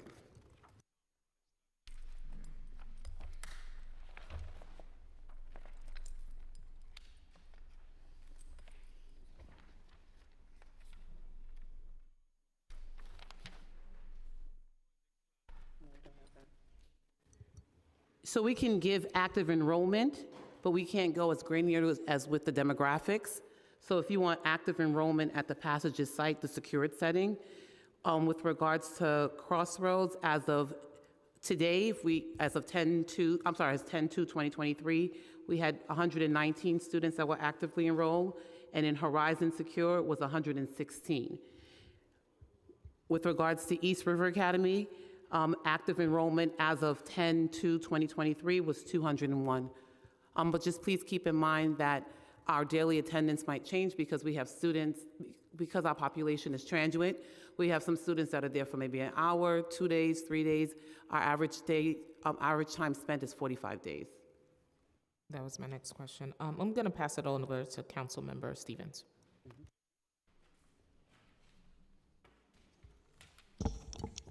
Hello, good morning. I didn't know I was up. But just really quickly, and I just feel like I always have to say, especially when we're talking about young people and detention and understanding that everyone does their job as best as they can, but any young person that ends up in these facilities is a failure on our part to prevent this. And I just always just have to say that because the school to prison pipeline is real, and working in education for a number of years and seeing how we set our young people to end up there is part of the problem. But I just had a couple of questions around workforce development. I know in the opening statement, it was explained, talked about how, they have barbering and entrepreneurship and OSHA certification. Are there other workforce development opportunities for young people while they're in the facility other than the ones that was mentioned? And if not, why?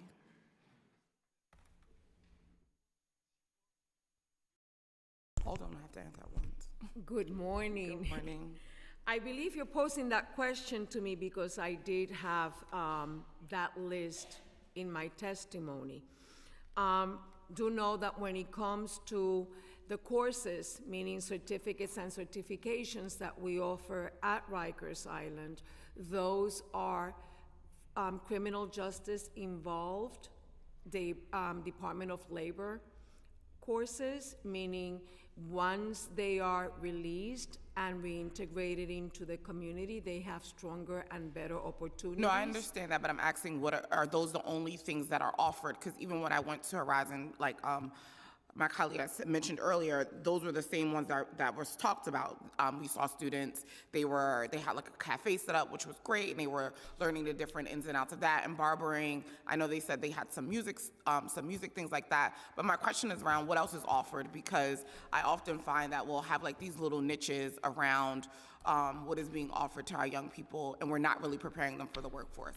So, and are we seeing that when young people are in these training courses, are they being connected to jobs when they leave the facility? What does the aftercare look like? That's a great question. Thank you so much. So if you allow me to turn around and take you through the list. And just because, interest of time, I just need you to be expeditious. So I just tell you this, I'll be more than happy to share the list with City Council. Mm-hmm. I only listed a number of certificates and certifications in my testimony. Mm-hmm. We do have more than, and we always welcome the feedback, the input of our partners, as well as the staff and our young adults and adults to determine what to offer in the next fiscal year.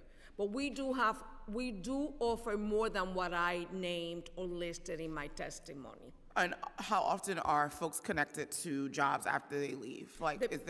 That's a great question. The beauty about having the memorandum of understanding with our partners from public schools is that, number one, we connect the students through them to continue education post-release. And we also have a strong partnership with SEO that does connections to employment and other additional opportunities. They're not the only partners that we have. We have partnerships with other reentry providers that assist us with employment as well as continued training upon release. Do you keep track of that? So when they are released, and because you have this MOUs, are they keeping track of like who's getting these jobs, the placements and things like that, to kind of see if whether they're using the certificates and all these things? How are you keeping track of that information? Once we turn around, that's a phenomenal question, thank you. Once we turn around and transition that kid, and I call them kid just because of my age. They're all babies. That kid or adult to that reentry component, they are asked to track that link and that connection to employment and or additional training. And do you have those numbers? I don't have, but we can work with our partners to secure that data. Yeah, I think that information is going to be really important, because I think sometimes when we talk about like what's going on, how are we making sure that we're actually making the true and real connections, and if these things are actually working, right? And if we see that they're not working, then that's the point of where we should be evaluating to change and move forward, because a lot of these young people end up in these situations because we're not creating opportunities for them to get jobs. I've been saying this since I got here. We have to get to a place where we're reimagining the workforce for young people, because it's just non-existent, and they're going to continue to end up in these situations because we're not doing our job. And so I would really love to get that information on what workforce development courses they're being offered, and then how we are then connecting them once they are released and seeing what trends are there so we can start really evaluating that process. Thank you. Thank you. Thank you, Chair Stevens. And I echo that, because as educators, we know that data drives our instruction. So data also drives your policy. So moving forward, I think you should keep data in order to see where they end up. How can we serve better? You have to step back and assess and readjust the programs as you move forward to see what's working and what's not working. I wanted to follow up real quick on a question you said. New York City Public Schools are still talking to OMB. We know the deadline to submit all the PEGs was October 6th. Can you clarify that for me, please? I'm just going to reiterate, at this time, we started the process, but we haven't have any additional updates. That's all we have at this point. So we need to bring OMB here to find out what's happening. Speaker Ayala. Deputy Speaker. Deputy Speaker. But if you would like to It's not a takeover, not a takeover. Oh my goodness. I won't tell the speaker you said that. We won't, it don't leave this room. Thank you. I just wanted to say one thank you for the work that you do, the amazing work that you do, because I recognize how difficult and challenging it is to educate young people, period. Being the parent of, several of them, and still having, challenges with the ones that I have left at home. I know that it's sometimes, what do they call it, an act of futility, because they refuse to go to school. They hate school at that age, right? That's what kids do. And in this population, right, we know that a lot of them had already been disconnected prior to coming in contact with your individual agencies. But I would like to know, so we know young people are predisposed to hate school.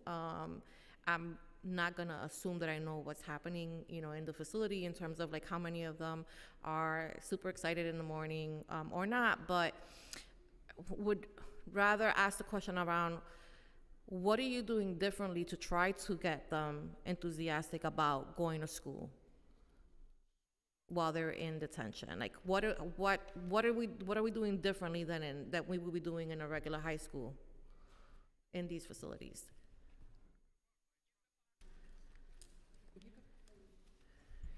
Thank you so much, Council Member Ayala. I am thrilled that you've asked that question, only because the reality is that many of the 18 to 21-year-olds that come to our custody were indeed disconnected from school prior to their detention. When it comes to the DOC, and I've been with the DOC, if you allow me, I just entered my 23rd year. When I was first hired by the Department of Education, I came in as the Director of Education. And I've concentrated my entire career at the DOC, ensuring access to education, previously to adolescents, and now the 18 to 21. When we talk about a schoolhouse, we purposely designed the schoolhouse different than what we do in all of the other housing areas. We add amenities. We have staff that are really willing and able to work with them, that are not just uniform housing area officers, but become more of mentors. We have them on a schedule. We've invested in different uniforms for them, and that has worked to our advantage. Our partners from public schools have also basically continued something that we do. You know, let's not take for granted, kids need incentives. And what we do is, as partners, we give them different kinds of incentives, whether that is community engagement, which include family members coming in to spend longer periods of time as a visit, whether it is a festival, whether it is a special breakfast. Over the years, East River Academy has modified what originally was a breakfast of champions. We've involved them in different congregate settings to include basketball tournaments amongst themselves. You know, our environments are challenging, yet what we try to do in this partnership is create and instill a sense of normalcy. Yeah. And I defer to our partners in case they want to add something else. So because we expect all of our young people to go to school, we work in conjunction with our school partners. Every week, a Student of the Week list comes out, and that is distributed to the building staff, and there is encouragement for both the school staff and the building staff to congratulate each young person who ends up on that list. Our graduations are very public, and the halls come down in support of their classmates and their hallmates who have graduated. Last year, we had students who wrote poems in support of their individuals who lived on their halls. They wrote speeches. Some of the staff wrote speeches, gave speeches at the graduations. School successes are shared with parents. They're also shared with lawyers and with judges. It's very, very important for the young people to feel that they are being recognized and that is being factored into their cases. We also worked with New York Public Schools to bring in an entrepreneur program as a, what's it called?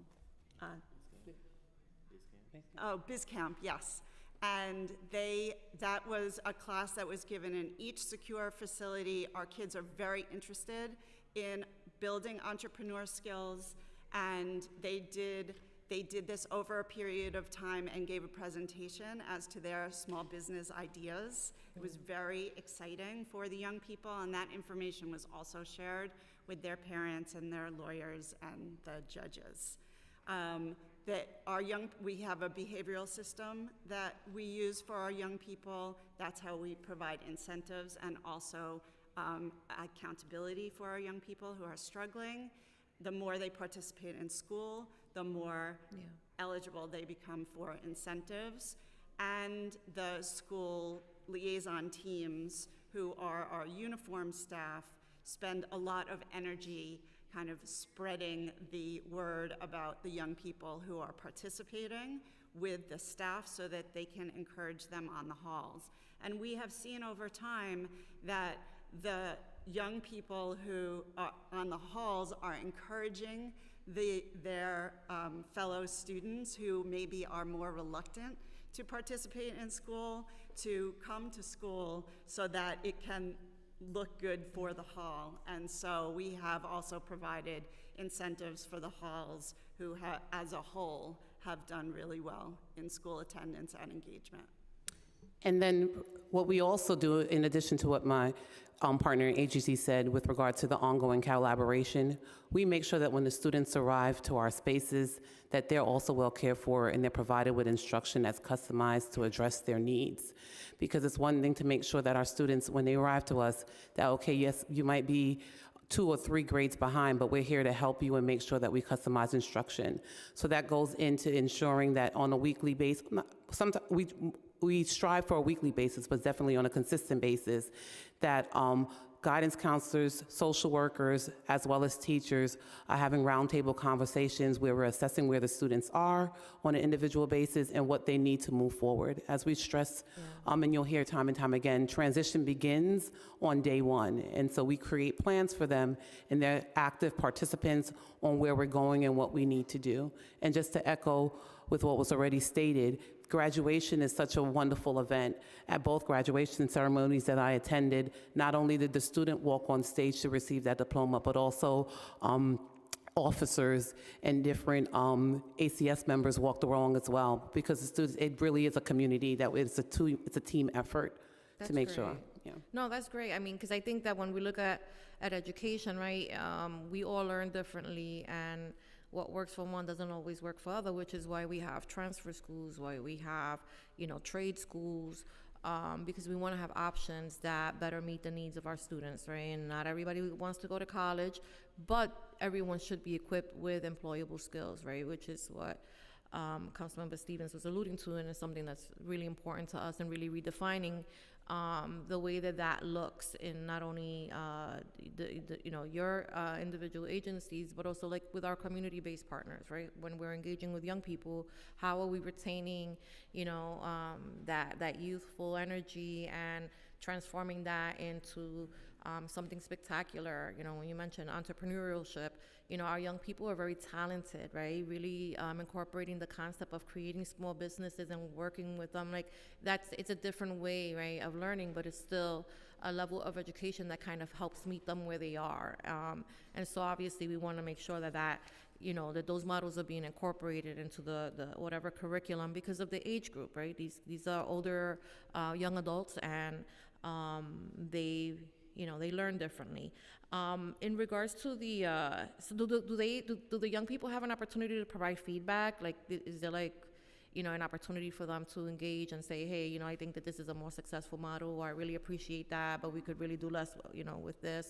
How are we engaging with them and receiving feedback from them? With regards to our students, so I know one of the things, and we all do this collaboratively, but I'll start the conversation, is that we have a space, and that's across all the programs, there's a student leadership council. And with the Student Leadership Council, the students are giving us real-time information about what's working, what's not working, and they give us suggestions. So for example, I visited a site, I visit the sites regularly, but I remember once visiting the site where the student was very frank. He said, please sometimes stop talking to us. Kids have to talk to each other.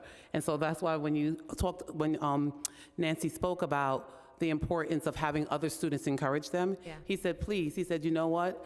I'm here because sometimes I didn't listen to an adult. He said, but kids listen to kids. So sometimes if you want a message that's portrayed, let me do the conversation, and I respected him for that.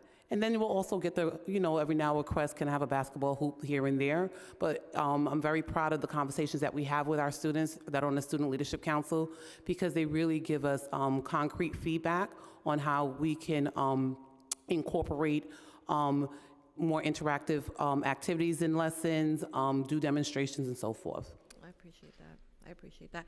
Now, in regards to the number of students that refuse to attend, I'm sorry, forgive me if I missed this earlier, but what is the percentage of young people that are refusing to attend school?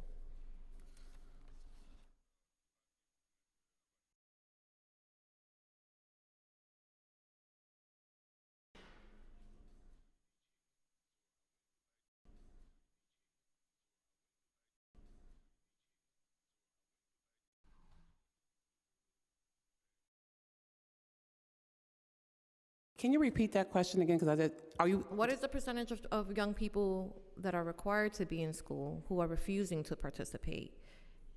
Oh, no, we wouldn't have. I mean, like, is that even an option? So I want to. Can I answer that? I'll give you an example. I'm a young person. You know, I don't feel like going to school today. I'm not going. Like, what happens? How many times does that happen? And what is the, you know, what is the approach to addressing that?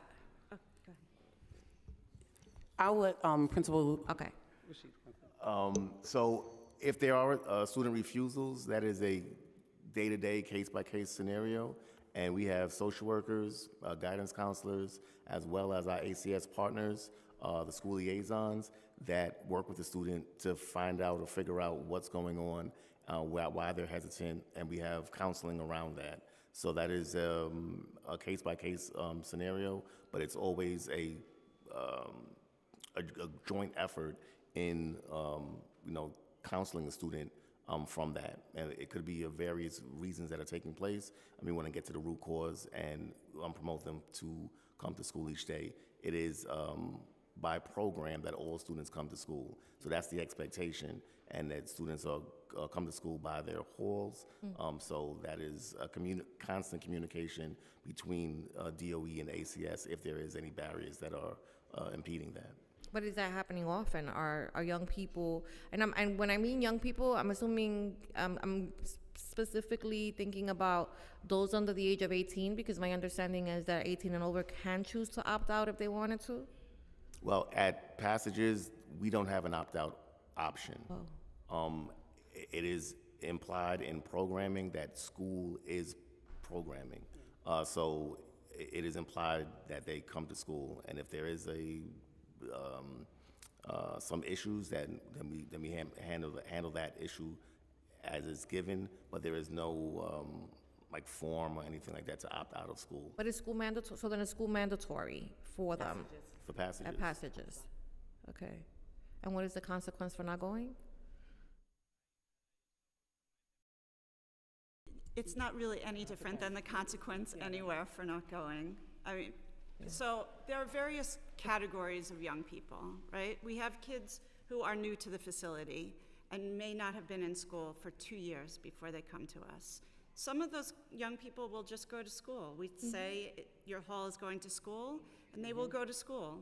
Some of the young people need a little bit more work to get them to a place where they will go. Sometimes they will go once or twice a week to begin, and then we do a lot of work to try to get them to go more than once or twice a week.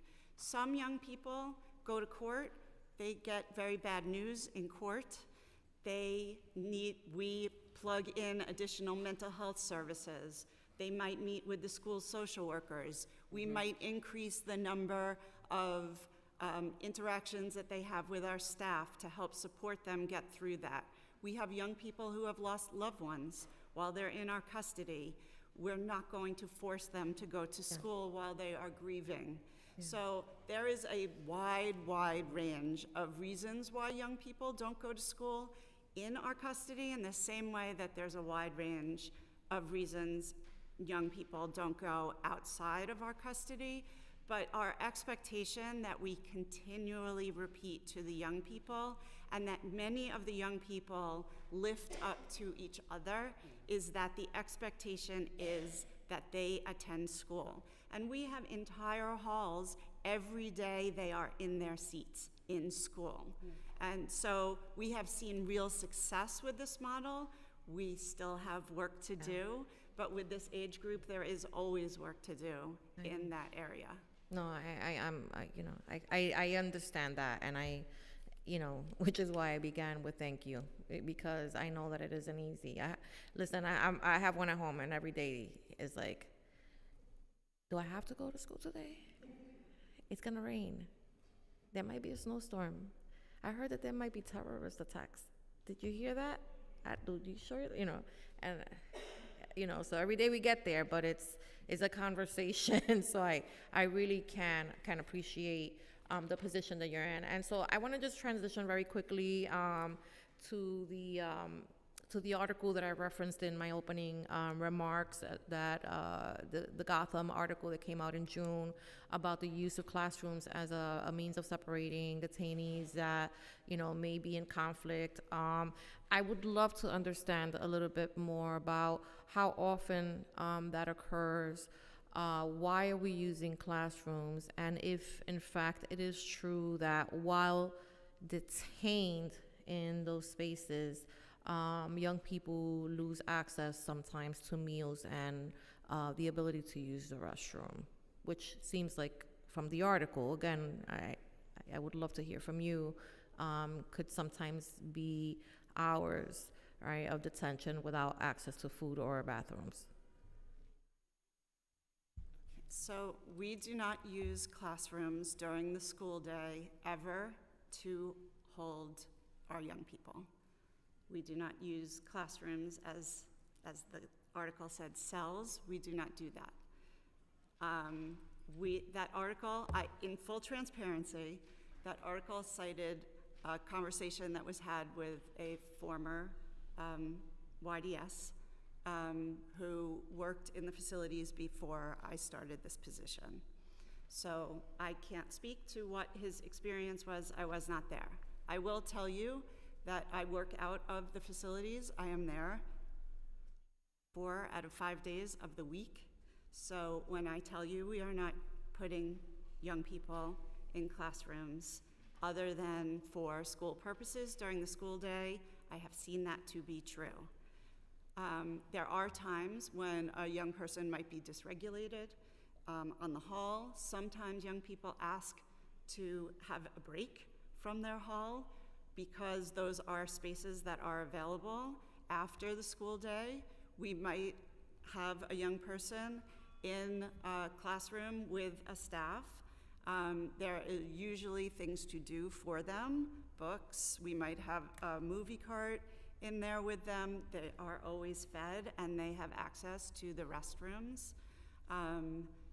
The staff will take them from a classroom to the restroom if they need that. So I can't speak to why that article made the representations that it did, but currently those conditions are not in place. Okay, so if in fact there was a situation where a young person was utilizing a classroom, it would be at the request of the young person, right? Is that what you're saying?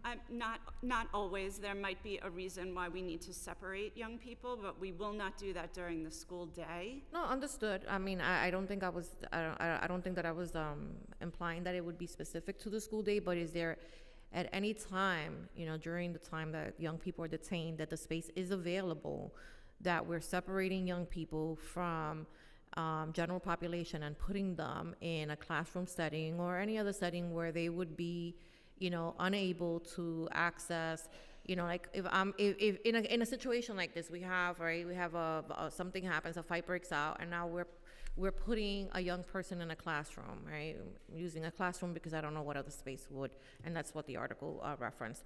How long are we keeping that person there? Like, is there like a set time? Like, are we on timeout for half an hour? Or are we here for 5 hours? And during that time, are those young people entitled to meals? Are they, are they always receiving meals and have access to a restroom? Yes, they always have access to a restroom. They always have access to meals.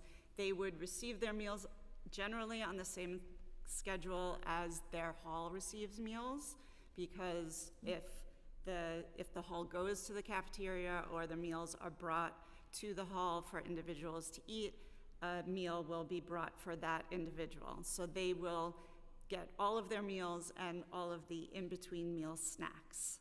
How long they are in there will depend on the situation.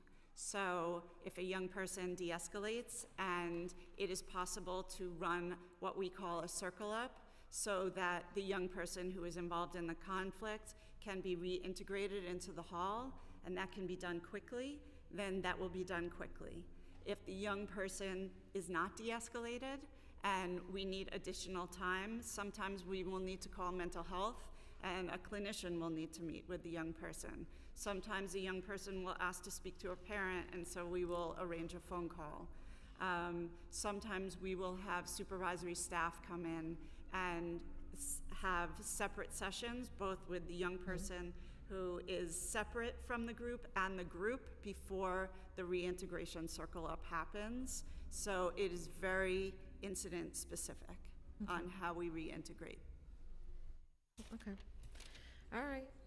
I think well, one more. What is the policy for addressing violence in the facility?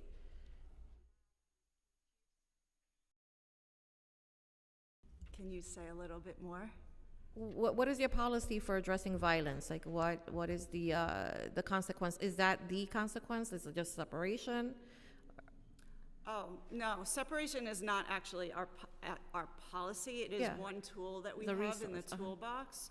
So there are multiple responses if there are incidents. So there might be an assessment on the behavioral system on Strive. So there might be, if there's a fight between young people and they were, let's say, on a high level, they will drop a level or many levels, and they will have to do a restorative activity to try to earn their way back to their prior levels. There are conversations that happen among the young people and the staff. It depends who was harmed in the incident.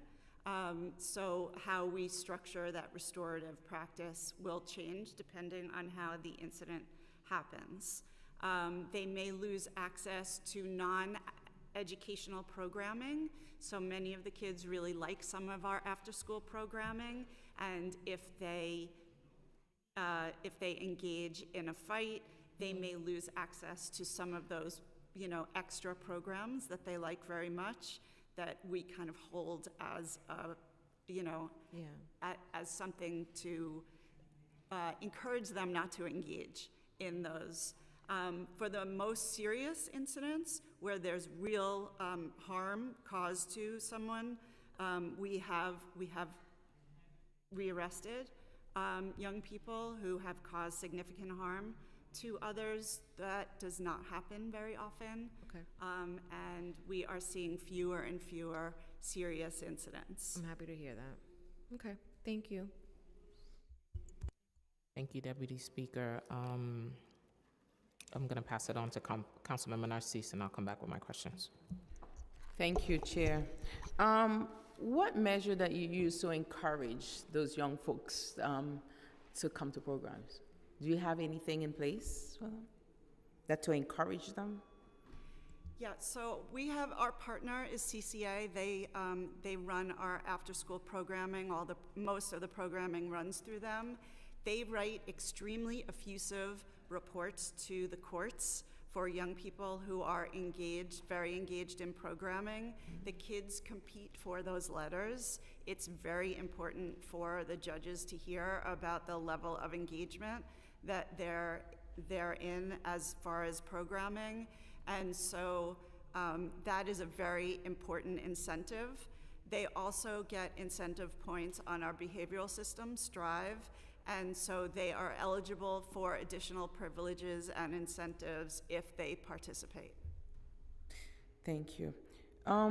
What level of training do educators and support staff receive to handle the we're talking about unique challenges presented by this population, including safety, mental health, and motivational strategies?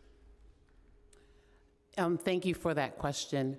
So in addition to our educators receiving agency-specific training on the different protocols for the different sites, what we do internally is ensure that our teachers receive ongoing professional development. And so we've partnered with special education department within New York City Public Schools, as well as District 75, to ensure that our teachers are being equipped with de-escalation tactics, trauma-informed learning, as well as a variety of social emotional learning aspects. We provide our teachers with training on specially designed instruction. Granted, we do have a high percentage of special education students that are in these spaces, but we as I've said before, we view every single student as an individual, and we want to make sure that we can specially design instruction for them. In addition, other trainings are inclusive to the citywide expectation with regards to pedagogy. So we give training on planning and preparation, creating a learning environment that's conducive to all students, engagement, as well as professional development. So it's ongoing training throughout the year to ensure that they are equipped and ready to support a wide range of students. You know why I'm asking those questions? Because sometimes we forget that the educators need all the support they need to cope as well. No, absolutely, and so there's always a space for them as well. We do our own, like something that we've launched this year is our miracle minutes. So every morning, one of the pushes has been is that we instill it in all our teachers and staff, as well as our administrators, that they take that moment to reset, meditate, and just really make sure that they're doing their own health and wellness. And then we also have constant communication that if they need to, have their own services with regards to counseling, if that needs to be addressed, that those opportunities are there for them as well. But you're right.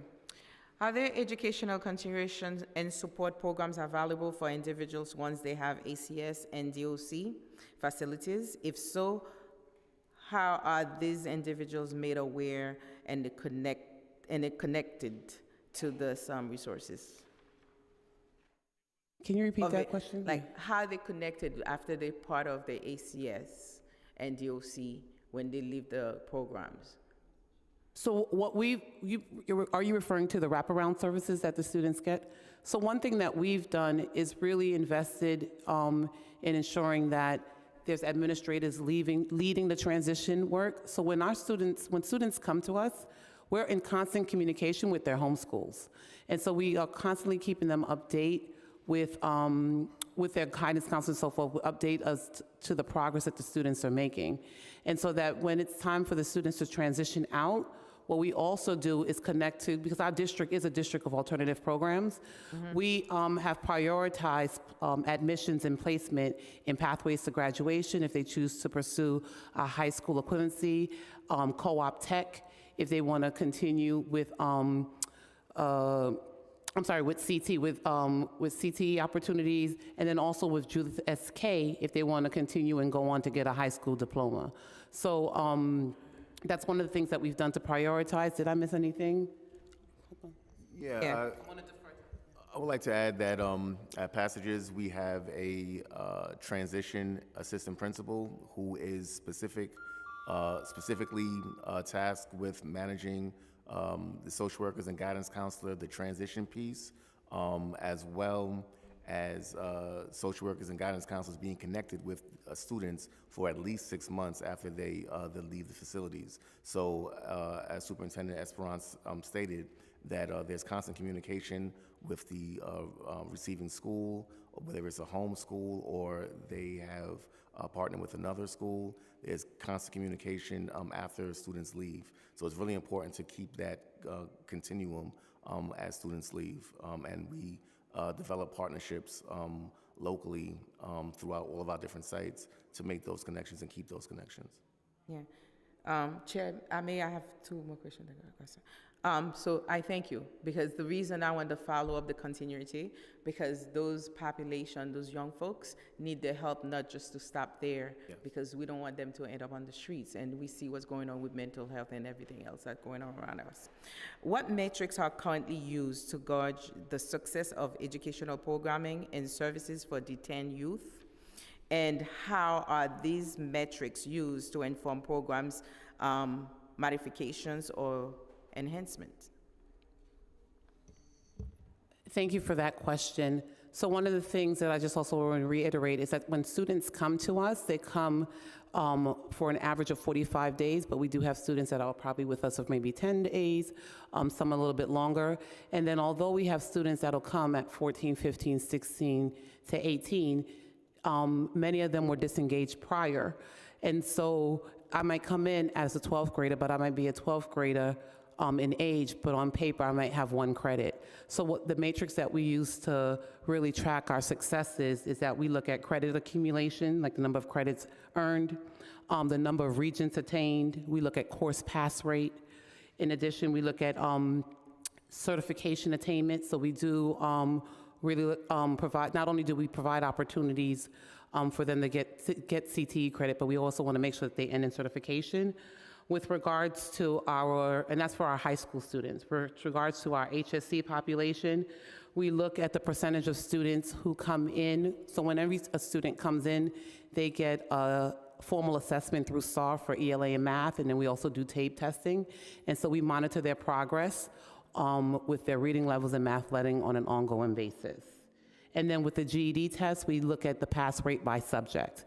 And so what we've done is if we recognize that, for example, that the math pass rate is low on the GED section, what we will do is lean in and go as granular as doing an item analysis of what type of questions that they're getting incorrect, and then also provide additional training to our math teachers so that they can customize instruction, as well as ensuring that if it's a need that they need something that's specially designed, that we're leaning in and providing access to the curriculum in a variety of ways.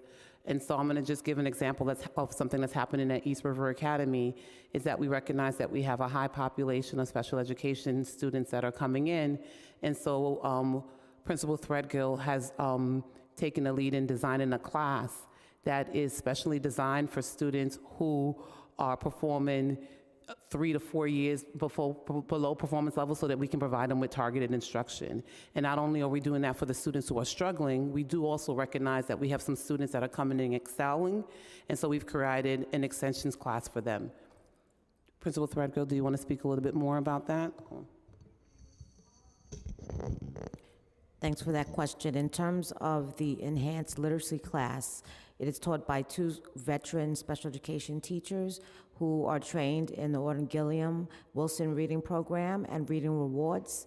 And we just take their IEPs, break those IEPs down, look at what their needs are and the behaviors that were in class, and we design an individual education plan for them, a learning plan, so that they get that customized learning. We also have an advanced GED class for those who have passed regents and don't need all the parts of the GED. So I have a master teacher who leads that class and teaches that class and advances them through the GED work at a faster pace than my other classes. Okay, my time is up, but I have to have 2 more questions. I'm going to put it together and you can separate it. How are families involved in the educational process and progress of these young individuals? And what measures are in place to encourage and facilitate this involvement? That's one. Are there integrated services that address the mental health needs of those young folks? I think you mentioned it somewhere before, but I just want to be specific in what you're doing. And so for that, I'll allow Principal Rashid to go a little bit deeper with what we do at Passages Academy. Thank you for that question. With Passages, we have 2 parent coordinators who are assigned and design events for parents. They actually have a group that meets monthly. So that's one thing that the parent coordinators do. They also, when we have our parent-teacher conferences, we have parent-teacher conferences that take place. Right now they're virtually, but in the past, parents were invited to the facilities to meet with teachers in the facilities, as well as with their students when they came to the school area, so they can get an idea of what the program looks like, what the program feels like. So that's something that we continue to do, having that parent outreach. Also, upon intake, the social workers and guidance counselors reach out to the families, let them know where that their students are with Passages Academy and what educational services that we provide, as well as if there's any students that are looking at the GED track, there's conversations about that with the families as well. So there's always a connection between what happens at school and the families. And we spoke a little bit about it before, when we have graduations, families are invited to attend the graduations and be a part of that community experience. So it's really about creating a community experience for students as well as parents. So thank you. I know my time is up. So, but thank you for your service and thank you. Yesterday I was one of the fashion show with those kids, having a designer coming from Italy, and you should see that. I mean, those young folks that have needs, high, needs, but they can function when they have opportunity and exposure. And you should see how proud they are with the things that they design. And young folks that normally other country will put aside. So I am so happy that we're not. And I truly believe that we can do much more. So that's the reason that I'm always having faith in folks that delivering services, and we are here to support and to ask the question to make sure that we strike a balance. So thank you. Thank you. We appreciate your partnership, and because you always visit many of our programs. Thank you. And so we appreciate that. Thank you. Thank you. I have a quick question on students who leave your facilities. How does re-entry look like? Can you guide me through that? Because I worked on a similar case about last year. Students was justice involved, went through your system, but it took them 2 years to get back into New York City public schools. Walk me through that process. When they leave your detention facilities, what is the plan for them to re-enter school? So the minute that students come into our program, we start with transition. And so they will sit with a guidance counselor, social worker. In Passages, it's called the blueprint. In East River Academy, it really is like an individual plan of where do you want to end. And so with regards to that, because we always want to have them understand that at the end of the day, you have to have a plan because you're going to go back into society. So based on the results of their assessment, they share their interests and the different skills that they'd want and the different things that they want to pursue. With regards to, it's just New York State jurisdiction that they have the right to return to their home school if they want to. What we will do is always provide them with a platform that if you want to transition back to a school, a program within D79, we prioritize that. So there's not necessarily, I know there might be some situations where it might be a delay for particular students depending on where. We're talking about 2 years. It took them 2 years to re-enter New York City public schools after his justice-involved case was over. So, it took 2 years. So walk me through that process that a student lost 2 years of instruction for him to get back into New York City public schools. So I want to know the timeline when they leave the detention. What's the goal to get them back, and how long should that take? This was a D75 student. So that's what I was going to ask. Was it a student that had disabilities or so forth because it was a D75 program? I know one of the things that we pride ourselves on in New York City public schools overall is that there's always a plan and that we adhere to the transitions.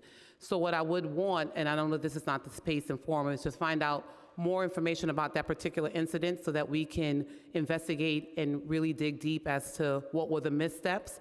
But I know that since taking over, there's been an intentionality, and that's why we have assigned a supervisor to transition to ensure that those type of mistakes that you're speaking about doesn't happen. We want to make sure that before even a decision is made, that there's a plan that's in place. And so, as I'll reiterate again, the goal is always to have a plan in place for them to move forward. We have given them priority seating in D79 programs, so if they wanted to go to pathways to graduation, if they wanted to go to JSK, if they wanted to go to Co-op Tech, if they wanted to go to Restart, that they have that priority seating there.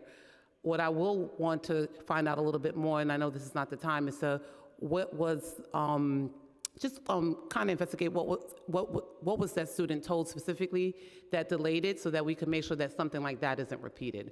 I will say this, one of the things that we've been intentional about is that we have a partnership with District 75, like we have a liaison on the team that we engage with, because what we found like I said, once taking over this seat, is that we don't want there to be any gaps in getting any type of information about our students. So in addition to seeing what they're about on paper, we want to always be in close communication to their home schools so we could dig deeper and find out exactly what they need. So not only do we call the schools, we also keep the parents engaged because we want to make sure that it's a collective effort that's moving the work along. And when they leave the facilities to re-enter our communities, our societies, however you want to put it, is there a placement letter given to that student as to where they're going to go?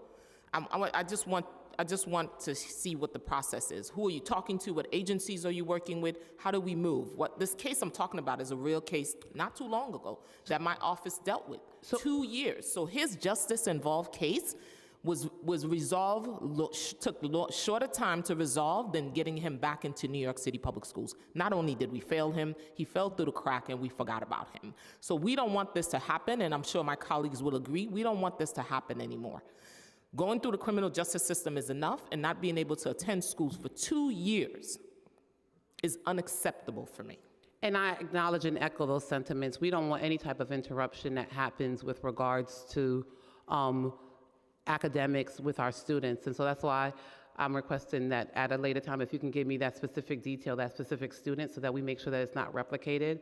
But just with regards to how we have become how we are proactive in this work, is that from the minute a student enters in, the transition process is in place. And what I will allow is for Principal Rashid to give a little bit more granular detail of how it works at Passages. Yes, thank you for that question. Superintendent Esperance stated that homeschool reentry happens immediately. So when a student leaves and is discharged from Passages Academy, their homeschool, it's in the ATS system that they are immediately accepted back into their home school. So that was very unfortunate that happened to that young student, and it shouldn't have happened. But that is the process. Now, if they want to go to a different school, that's where our social workers, guidance counselors, and assistant principal of transition will manage the communication with the next school. We also have welcoming committees set up where the receiving school is introduced to the student via phone call or the family, now through Teams, to prepare for that student to arrive, so that there is a seamless transition. So those are the protocols in place to make those transitions seamless and happen upon discharge. And how are students with IEPs assessed in your program, and are they all receiving their mandated service? We know sometimes that doesn't happen. So I'm happy to say that the minute students enter into our facilities, we go and we dig into their IEPs and we create something known as an SEP, which is a special education plan. In the special education plan, what we lean into and lift are the mandated services, as well as the classifications, as well as any type of information that will help us really provide a personalized instructional plan for those students. At both facilities, East River Academy as well as Passages, there is a speech teacher on site as well as a counseling teacher. For students who have OT or any other type of related services, we contract those services out by way of SRA.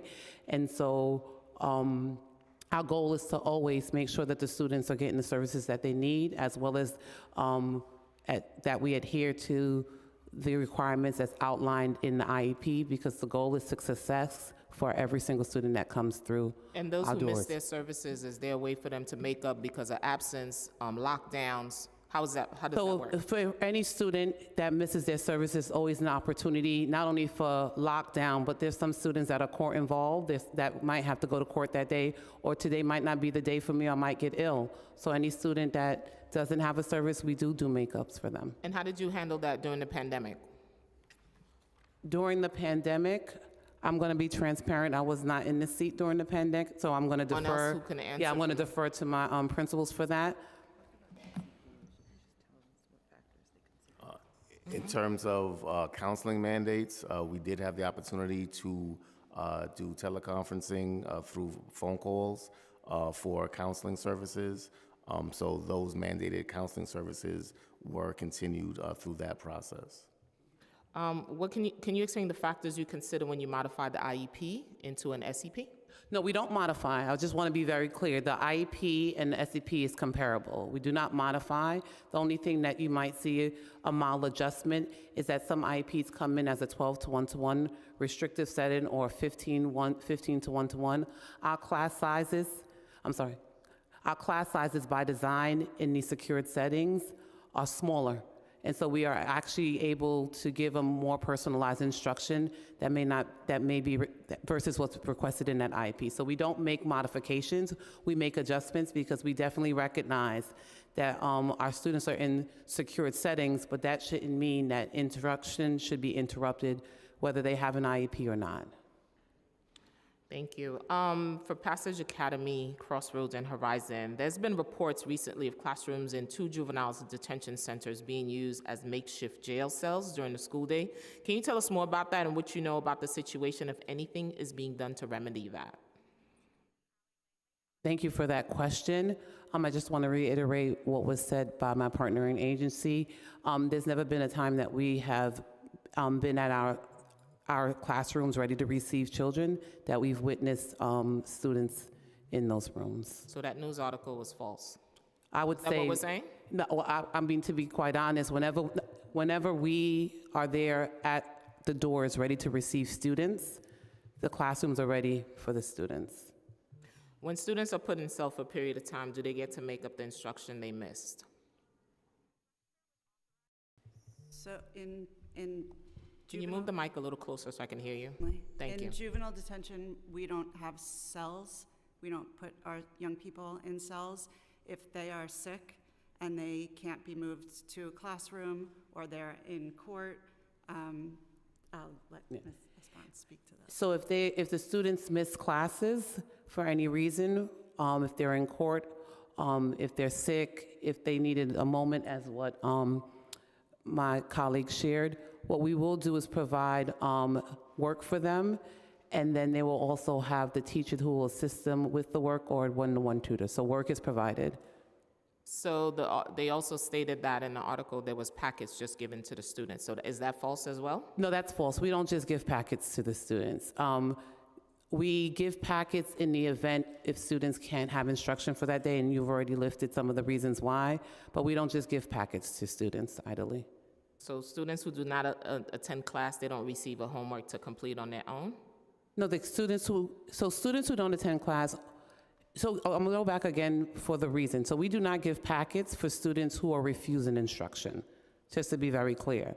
But if for some reason a student cannot make it to class, whether it be for the fact that they had to go to court, or maybe they were having their own, like they were sick, whether it be a physical sickness or a mental health day that they were taking, we will provide packets, but it won't be an extensive packet that they do for a course of over like weeks or so forth. It'll be packet to make up the work that they have for that day. The expectation is that the tutor will go in and provide support as well as the teacher when they come back, because we don't want to interrupt instruction. And for our younger students, are their parents informed that they did not attend classes? How does that work? No? You're underage adolescents. If they don't attend classes, is the parent informed? So if there's a situation, and I think this goes back to how we communicate and how we're always constantly taking the pulse of the students and keeping the parents in the loop. And so if we recognize that there's a trend in attendance that a student isn't showing up, that'll be something that's mentioned in those conversations that we have around the students about why they're not coming to school, if it's an extended illness, and so we keep those parents informed of those things. In our last hearing we had with you, you talked about students in East River Academy being screened for dyslexia. Mm-hmm. Is the plan putting in place already, or has it started? Has it been implemented, or where are you in that? So with that plan, as you know, the screening for dyslexia is an initiative, and that we strongly back the mayor as well as the chancellor with regards to ensuring that every New York City resident is able to read. With regards to the dyslexia pilot that was in place, what we did do is begin in the spring that we started working very closely with New York City Public Schools Special Education Department. And so where we are at right now is that we are continuing our professional development so that we could build the capacity of our teachers. And then we're also not only building the capacity on how they're implementing the screener, but we're also researching ways, not researching, let me take that back. We are organizing our instruction to ensure that once students are screened, and if they do come up with the screen of having traits of dyslexia, that we have the resources and interventions in place. So to answer your question in totality, we have moved along from when we first met back in April, so I'm very proud of that. We have visited the sites, identified what teachers will be implementing them, and so the goal is to continue that work so that we can start initiating the screeners. How many teachers have you trained so far? I don't have a specific number, but I know that we've targeted the teachers who deal with literacy and our reading specialists. And how do you recruit the students you want to screen? Are you screening all of them or some of them? Our intention is to do all the students that we have, with prioritizing our students that we know that have student IEPs, because we definitely recognize that we might have students who are coming in without an IEP that might be dyslexic. And so the goal is to prioritize the students with IEPs, but then also use teacher observations to ensure that no one is slipping through the cracks. And there will be ongoing PD for the teachers? It's all constantly. Ongoing PD for the teachers is a must, because as we continue to do this work and we get assessment, as Councilmember Narcisse said, not only are we tracking, but we use that data to drive our instruction decisions. Quick question, what kind of de-escalation training and mental health trauma-informed training does the DOE, ACS, and DOC staff use to interact with students that are incarcerated? So we provide in partnership with District 75, we do de-escalation training, but we also lean in onto TCIS. And are you familiar with TCIS? And I don't want you to be offended by me asking if you're familiar with TCIS, because I know we throw acronyms around. But TCIS is really targeted professional learning that really equips teachers with the skills to really de-escalate and just be mindful of not only what the child is doing, but why it's happening, and digging it deeper. We also partnered with Brain Power, which is an agency, which is an organization that really allows us to do team building, as well as really being intentional on the mindfulness moments. And then we also have a SEL, social emotional learning guide, that we've created in-house so that our teachers are equipped with recognizing that every day there should be some type of mindfulness moment that's happening in the classroom. And then I'll pass it over to my colleagues, because I know you used it for ACS. So all of our YDS staff receive trauma training provided by Bellevue clinicians when they're onboarded. We're actually doing a booster training now for our YDS staff who have been on staff, and Bellevue will be conducting that booster training. The DYFJ model is heavily focused on a counseling model. Our dedicated school liaisons are available to counsel the students along with their hall staff who are in the classroom with the students. The Bellevue Clinic that is on site in each of our secure facilities, who treat the majority of our young people who are in care, also provide additional support for the students and the staff caring for them. Thank you for that question. All of our uniform members undergo rigorous training through our academy when they're first onboarded. Officers who are assigned to the school floors receive specialized training, including training on de-escalation, conflict resolution, interpersonal communication skills, training related to young adult brain development, as well as restorative justice circles.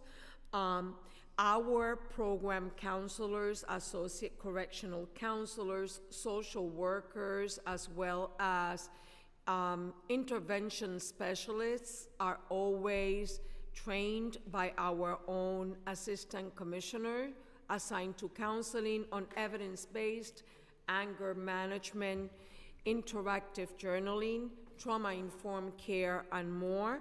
Know that when it comes to mental health services, as a department, we have a strong partnership and collaboration with CHS, and so anytime that outside the purview of the DOE, we identify their challenges, we make an immediate referral to mental health.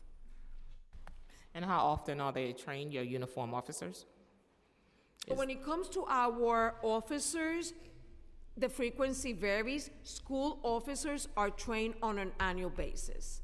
And anytime we onboard a new officer, before being assigned to the school floor, our educational services unit must train the officer. How many ENL students do you have in your program?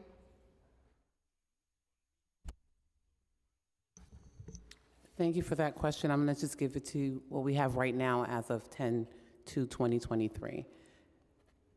So within our passages, hold on a second. Give me 1 second.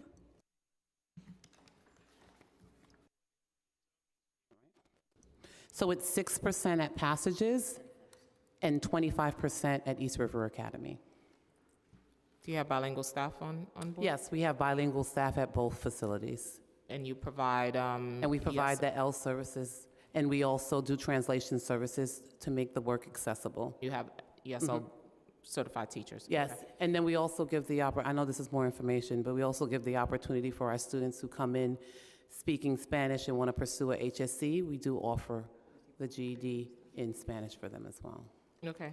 So percentage, you said, what percentage of students who receive all their required services this school year compared to the previous? Say that, so what percentage of the students received? What is the current number of and percentage of L students that receive all of their required services this school year? So with information to be very transparent, with information like that, I can give it to you. So with the number of percentage of students, so we have 90% of our L students at Passages have received L services this year so far.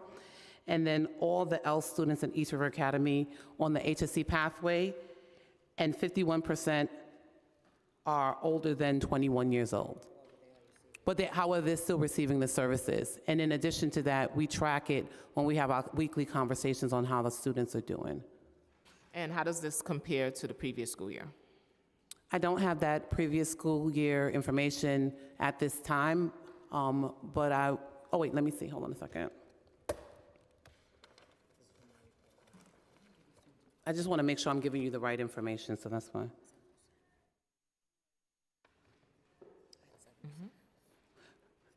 The only thing what we do have is just a percentage of Ls that we had in previous years. So in previous years, we had 7% L in East River Academy. And then I can give you in Passages, previous school year, we had, 6%. Yeah, it was 6% as well at Passages with regards to the number of students. How many bilingual staff are assigned to work with L students in secure ACS facilities and at East River Academy? So I would have to come back to you with that specific information, but I do want to reassure you that we do have bilingual staff at both facilities. And not only is it just that we have bilingual staff in Passages, we have 3 L teachers. And in East River Academy, I can give you that number right now. In East River Academy, we have 1 ENL teacher, 1 bilingual Spanish, and then 1 bilingual counselor, I'm sorry. Okay, I'm sorry. So it's 1 ENL teacher, 1 bilingual counselor, and 3 Spanish-speaking teachers at East River Academy. Okay. So all of their services mandated ESL hours are being met. Mm-hmm. What is the number of percentage of students you secure in ACS and DOC facilities who have IEPs or 504 plans? So I'll give them to you by location. Thank you. This is last year's. Look at the chart. I think there's a chart. I'd like to recognize Councilmember Shaker. Give me 1 second. Krishna. Councilmember Shaker. So in East River Academy, we have 46% as of 10/2/2023, and in passages, it's 59%.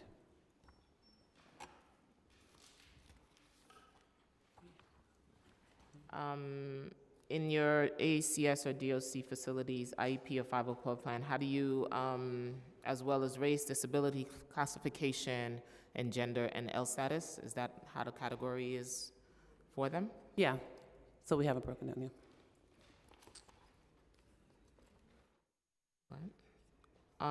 What number and percentage of students with disabilities receive all their mandated IEP service this school year, and how does that compare to the previous school years?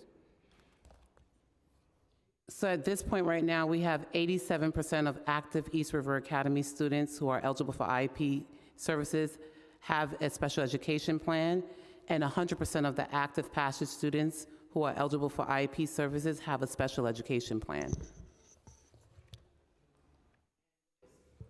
What percentage of students with disabilities receive 50% or more of their mandated service?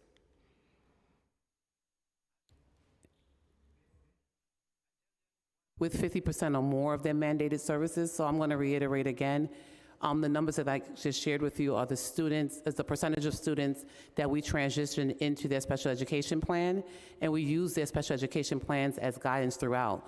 So they're receiving their services as outlined with the educational plan, and anything that can't be offered in-house, we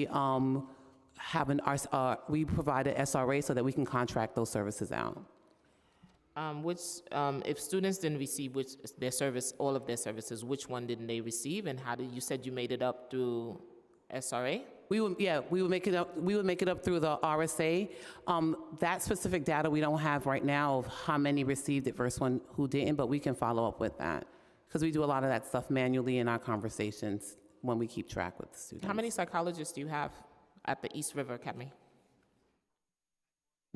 We don't have any psychologists, but we definitely have guidance counselors and social workers. How many psychologists are assigned to provide the special education evaluations to students at Crossroad, Horizon, and those attending?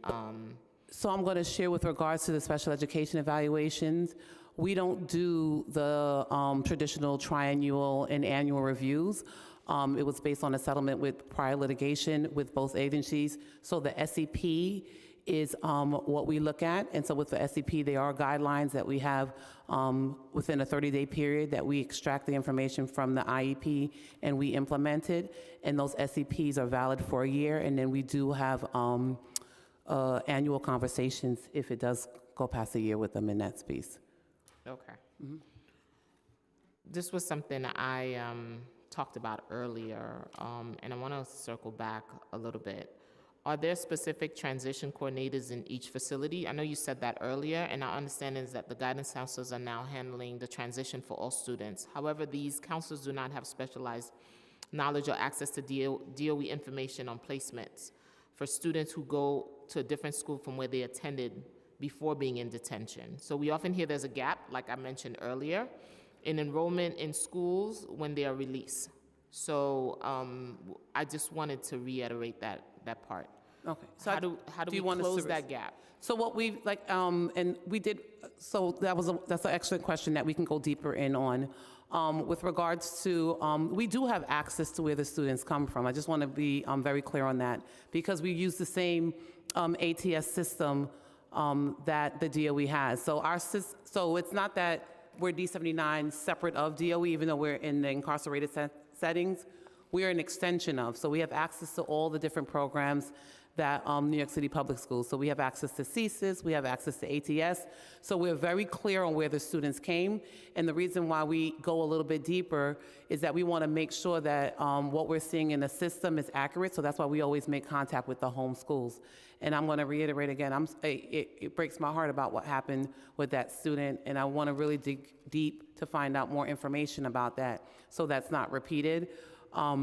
Because we have systems and structures in place to make sure that we're tracking students from the minute they arrive to when they move forward.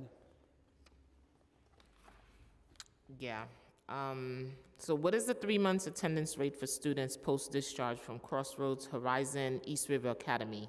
And what steps are DOE, ACS taking to improve that rate? So with East River Academy, the data is limited because many of the students, once they leave Rikers Island, will go upstate, many of them, so we don't have the data with regards to that. We only have three for that number, but with regards to passages, we have 103 has pre and post attend rate data. We have pre and post attend rate data for 103 students at passages. So prior attendance rate would be 44%, post attendance rate would be 52%, and post attendance rate at least 70% is 31%. Another question, how do you work with students who are in foster care that comes in your care? How does that work, ACS? We have a dedicated crossover unit, and so when a young person who's in foster care enters a detention facility, the crossover unit contacts and coordinates with the foster care agency, and then they work with the case management unit in each facility so that visits can be arranged for the young people. The case managers will reach out to the foster care agencies to ensure that the foster care agencies are visiting. And if those visits are not happening, then outreach is made to our crossover unit to work with the agencies to improve contact with our young people. And what's the plan when they are discharged? Let's say they are discharged. What's the plan between ACS and foster care agency? So if a child is in foster care, the foster care agency's relationship with that youth continues while the child is in care, and so their planning responsibilities continue, and they are expected, if that child returns to the foster care placement where they were prior to coming into detention, then the foster care agency resumes their oversight of that placement. And do they help, of course, they help re-enter that young person into schools or whatever? Yes, yes.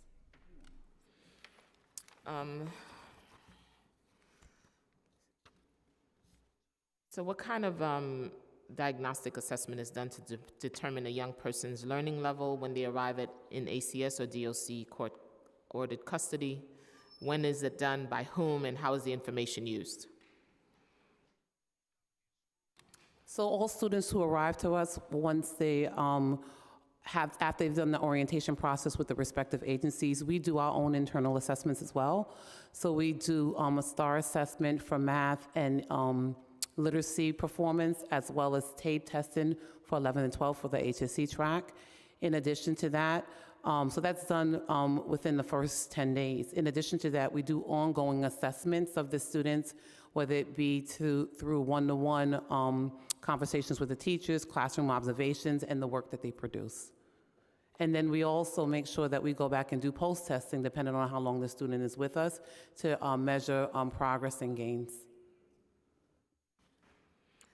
Any challenges you ever faced getting that work done? I think the biggest challenge that we just face educating in incarcerated settings is that we don't know what tomorrow is going to be for the students, because ultimately every day starts a different path. So what we try to make sure that we do is that when they're in with us, that they walk away learning something. And so we're really intensive and personalized. I want to say that's the biggest hindrance. It's just that, we have students that are with us for 2 days. Sometimes people are with us for 45 days. Sometimes people are with us for a year. It really depends on the system. So that is probably the biggest hurdle. That's the biggest hurdle, okay. Does New York City Public Schools provide surveys to student teachers and parents at Passages Academy and East River Academy? If not, is the New York City Public School working towards collecting informative data from student teachers and parents in these facilities? So what we've done, because we are in secured sites, we don't do the traditional green envelope that tends to go out across the city, but we do have our director of data Ben Mead, who really leads the work on ensuring that we customize surveys so that we have it in all our settings. So we still follow the same, we use the same company that's used for the green survey that's given around citywide, but we customize it so that the questions that are being asked are tailored to the students that we're serving and in those settings. And you've gotten that, you're able to work one-on-one with the parent and the child, how do you get that data? So what we do is we do administer the survey. So the survey can be done, not necessarily on, it can be done on paper, it could be done electronically. And so we give a time frame so that we can get information from them all. We also have exit surveys that we do with our students just to hear about their experiences, as well as I lifted earlier, that we have the ongoing conversations through our Student Leadership Council. And then we also have ongoing conversations with our parents. It's really important that although these students are in secure setting, that they still feel close to home and that they have that link. So we have a parent newsletter that goes out, as was already previously mentioned. We'll do our virtual parent-teacher conferences, and I've sat in on a couple of them where I've heard parents use that platform as a space to, well, my child called home or my family member called home and said this. Is there a way that you can meet this need? Or even calling to celebrate, you know what, my child said that they're really being well cared for and that there's somebody there to speak to and that they're appreciative of our work. Okay. What type of curriculum are used in these facilities? So we use state-aligned curriculum with regards to math, science, ELA, and social studies. So the same state standard aligned. The only modifications, I hate the word modification, the only adjustments that we make, because modification means that we water it down and we don't. The only adjustments that we make is that we customize it to the needs and the performance levels of the students that are coming into us. As I mentioned earlier, we might have some students that come in at 17 years old, but have never, that are non-readers. So we don't give them second grade work, but we definitely will take and annotate and provide accessible tools so that they can access the work. And we provide supports and structures so that they can demonstrate progress. I would like to actually share a story about a student that came into us through Passages at a recent graduation. He came in at a second grade performance level, alternate assessment, and within 4 years, because of the partnership that we did with ACS and the tutoring and how we pooled all our resources, he graduated with an HSC diploma. So that would mean that he went from a second grade to a 12th grade performance level within 4 years. And There are success stories. Yeah. So like New York City Public Schools, I keep reminding them they need to celebrate those success stories, as sometimes as gloomy as the stories are, but there are success. There are kids who made it out and changed their lives. And I keep telling New York City Public Schools, I hope you're listening and taking notes, as I've always reiterated the need to celebrate it. Unfortunately, it's under those conditions, but however, to make it out, to define the odds that was stacked against you is a call for celebration. Thank you for that. That's important to know. How does your GED, I know you have a GED program, how does your GED program work in these facilities? Can you just walk me through? So the GED program is the HSC program. So when we keep saying HSC, it is the GED. So depending on where students come in, determines what pathway that they'll take. And so if we have students, and I know Principal Threadgill mentioned this earlier, if we have students that come in with a high number of regents, and the most efficient pathway for them to get to the next level would be a high school equivalency, which is the GED, that's the path that we put them on because they have the regents. And then if there are some students, in the same in Passages, if there are students who once again are overage, undercredited, but they have regents underneath their belt, that'll be the pathway that they take. So HSC, also known as the GED, is offered in both spaces. And you have an instructor there, or is this done online? No, it's an instructor. So what'll happen is because in East River Academy, there's a high population of students who are, it's 96%, yeah, 96% of the students are on that HSC pathway, and so instruction is done primarily to address those needs, but we do have teachers that are supporting the students that are on high school diploma track. And then in passages, it's the flip, that we have students that are on high school diploma track, but we do acknowledge that there's some students, because of their age and performance level, are more, the HSC track is more of a one that would give immediate success. We have those students that'll have customized instruction for them, and then they'll have tutors and teachers that guide them through the work.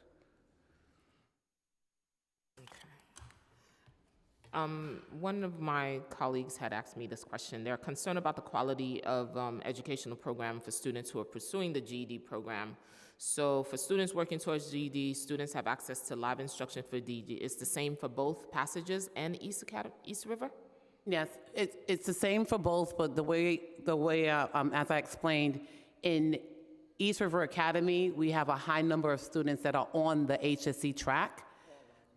And so they are all live instruction. That's what live instruction, like if you walk into a classroom, that's the HSC track. You might see students who are on the diploma track that'll be more small group targeted instruction. And it's the flip at Passages, where a majority of our students are on a high school diploma track. And so you'll see pockets of students that are working at the HSC with regards to the GED. And so they have customized instruction and supports, and then there is a tutor or teacher that's guiding them through that. How many students do you normally have in those classes? So the classes are not separate. They are integrated. So every day teachers are giving a class list to identify their student groups.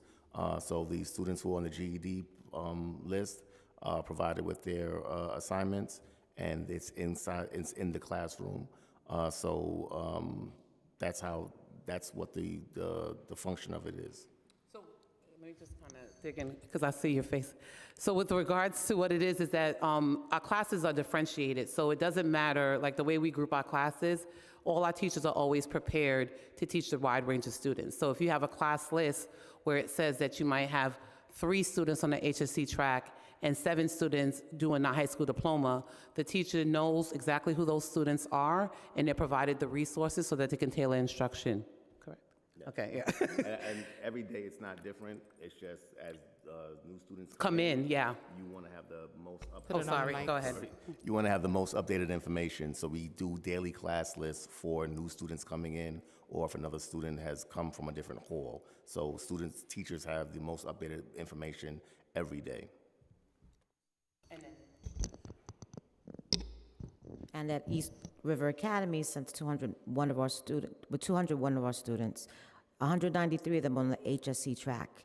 All instruction is provided by certified teachers in content areas in social studies, math, social studies, and ELA, as well as an E&L teacher and digital, and then we have our CTE and digital literacy and culinary arts. Every classroom is based on the GED, and it's important for us to make sure that every student gets what they need. So that's why I did create 2 classes, one an advanced GED class for those who are coming in with past regents that take the place of a test on the GED, and then an enrichment literacy class to help those who come in at the lower reading levels to gain those fluency skills and comprehension skills so that they can at least make those gains in TABE in math and reading.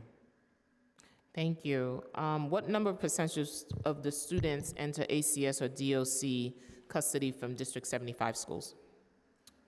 I don't have that specific number, but I do want to share that when you hear the percentage of how many students that we have in special education that are in these facilities, they don't all come from District 75. They're representative of the 1 through 32 districts as well as D75, so it's not all D75 students. We do have D75 students that are in the facilities, and so that's why we were intentional this year, not this year, but that's how we were intentional to make sure that we have a partnership with the District 75 superintendency team so that there's that smooth transition, that there's no interruption of the services that the students need. Okay, thank you. Thank you, Chair, and thank you so much to the administration for your testimony today. We will now be turning to public testimony. We'll be limiting public testimony today to 3 minutes each. For our in-person panelists, please come up to the table once your name has been called. For virtual panelists, once your name is called, a member of our staff will unmute you and the Sergeant at Arms will set the timer and give you the go-ahead to begin. Please wait for the Sergeant to announce that you may begin before delivering testimony. So for our first in-person panel, we have Elizabeth Bernard, Hannah Arkin Gallagher, and Hussein Yadabari. Please make your way to the desk. Thank you.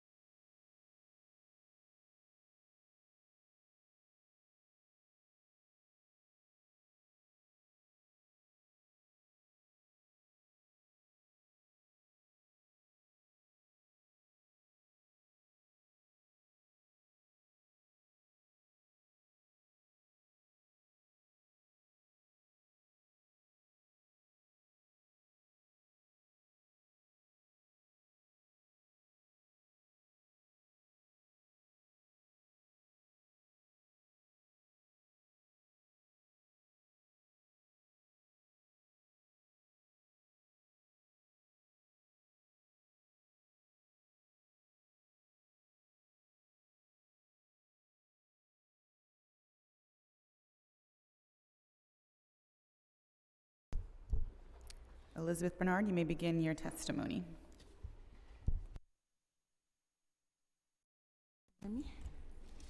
Good afternoon. My name is Elizabeth Bernard, and I am a staff attorney for the School Justice Project at Advocates for Children of New York. As an attorney on the School Justice Project, I represent court-involved youth as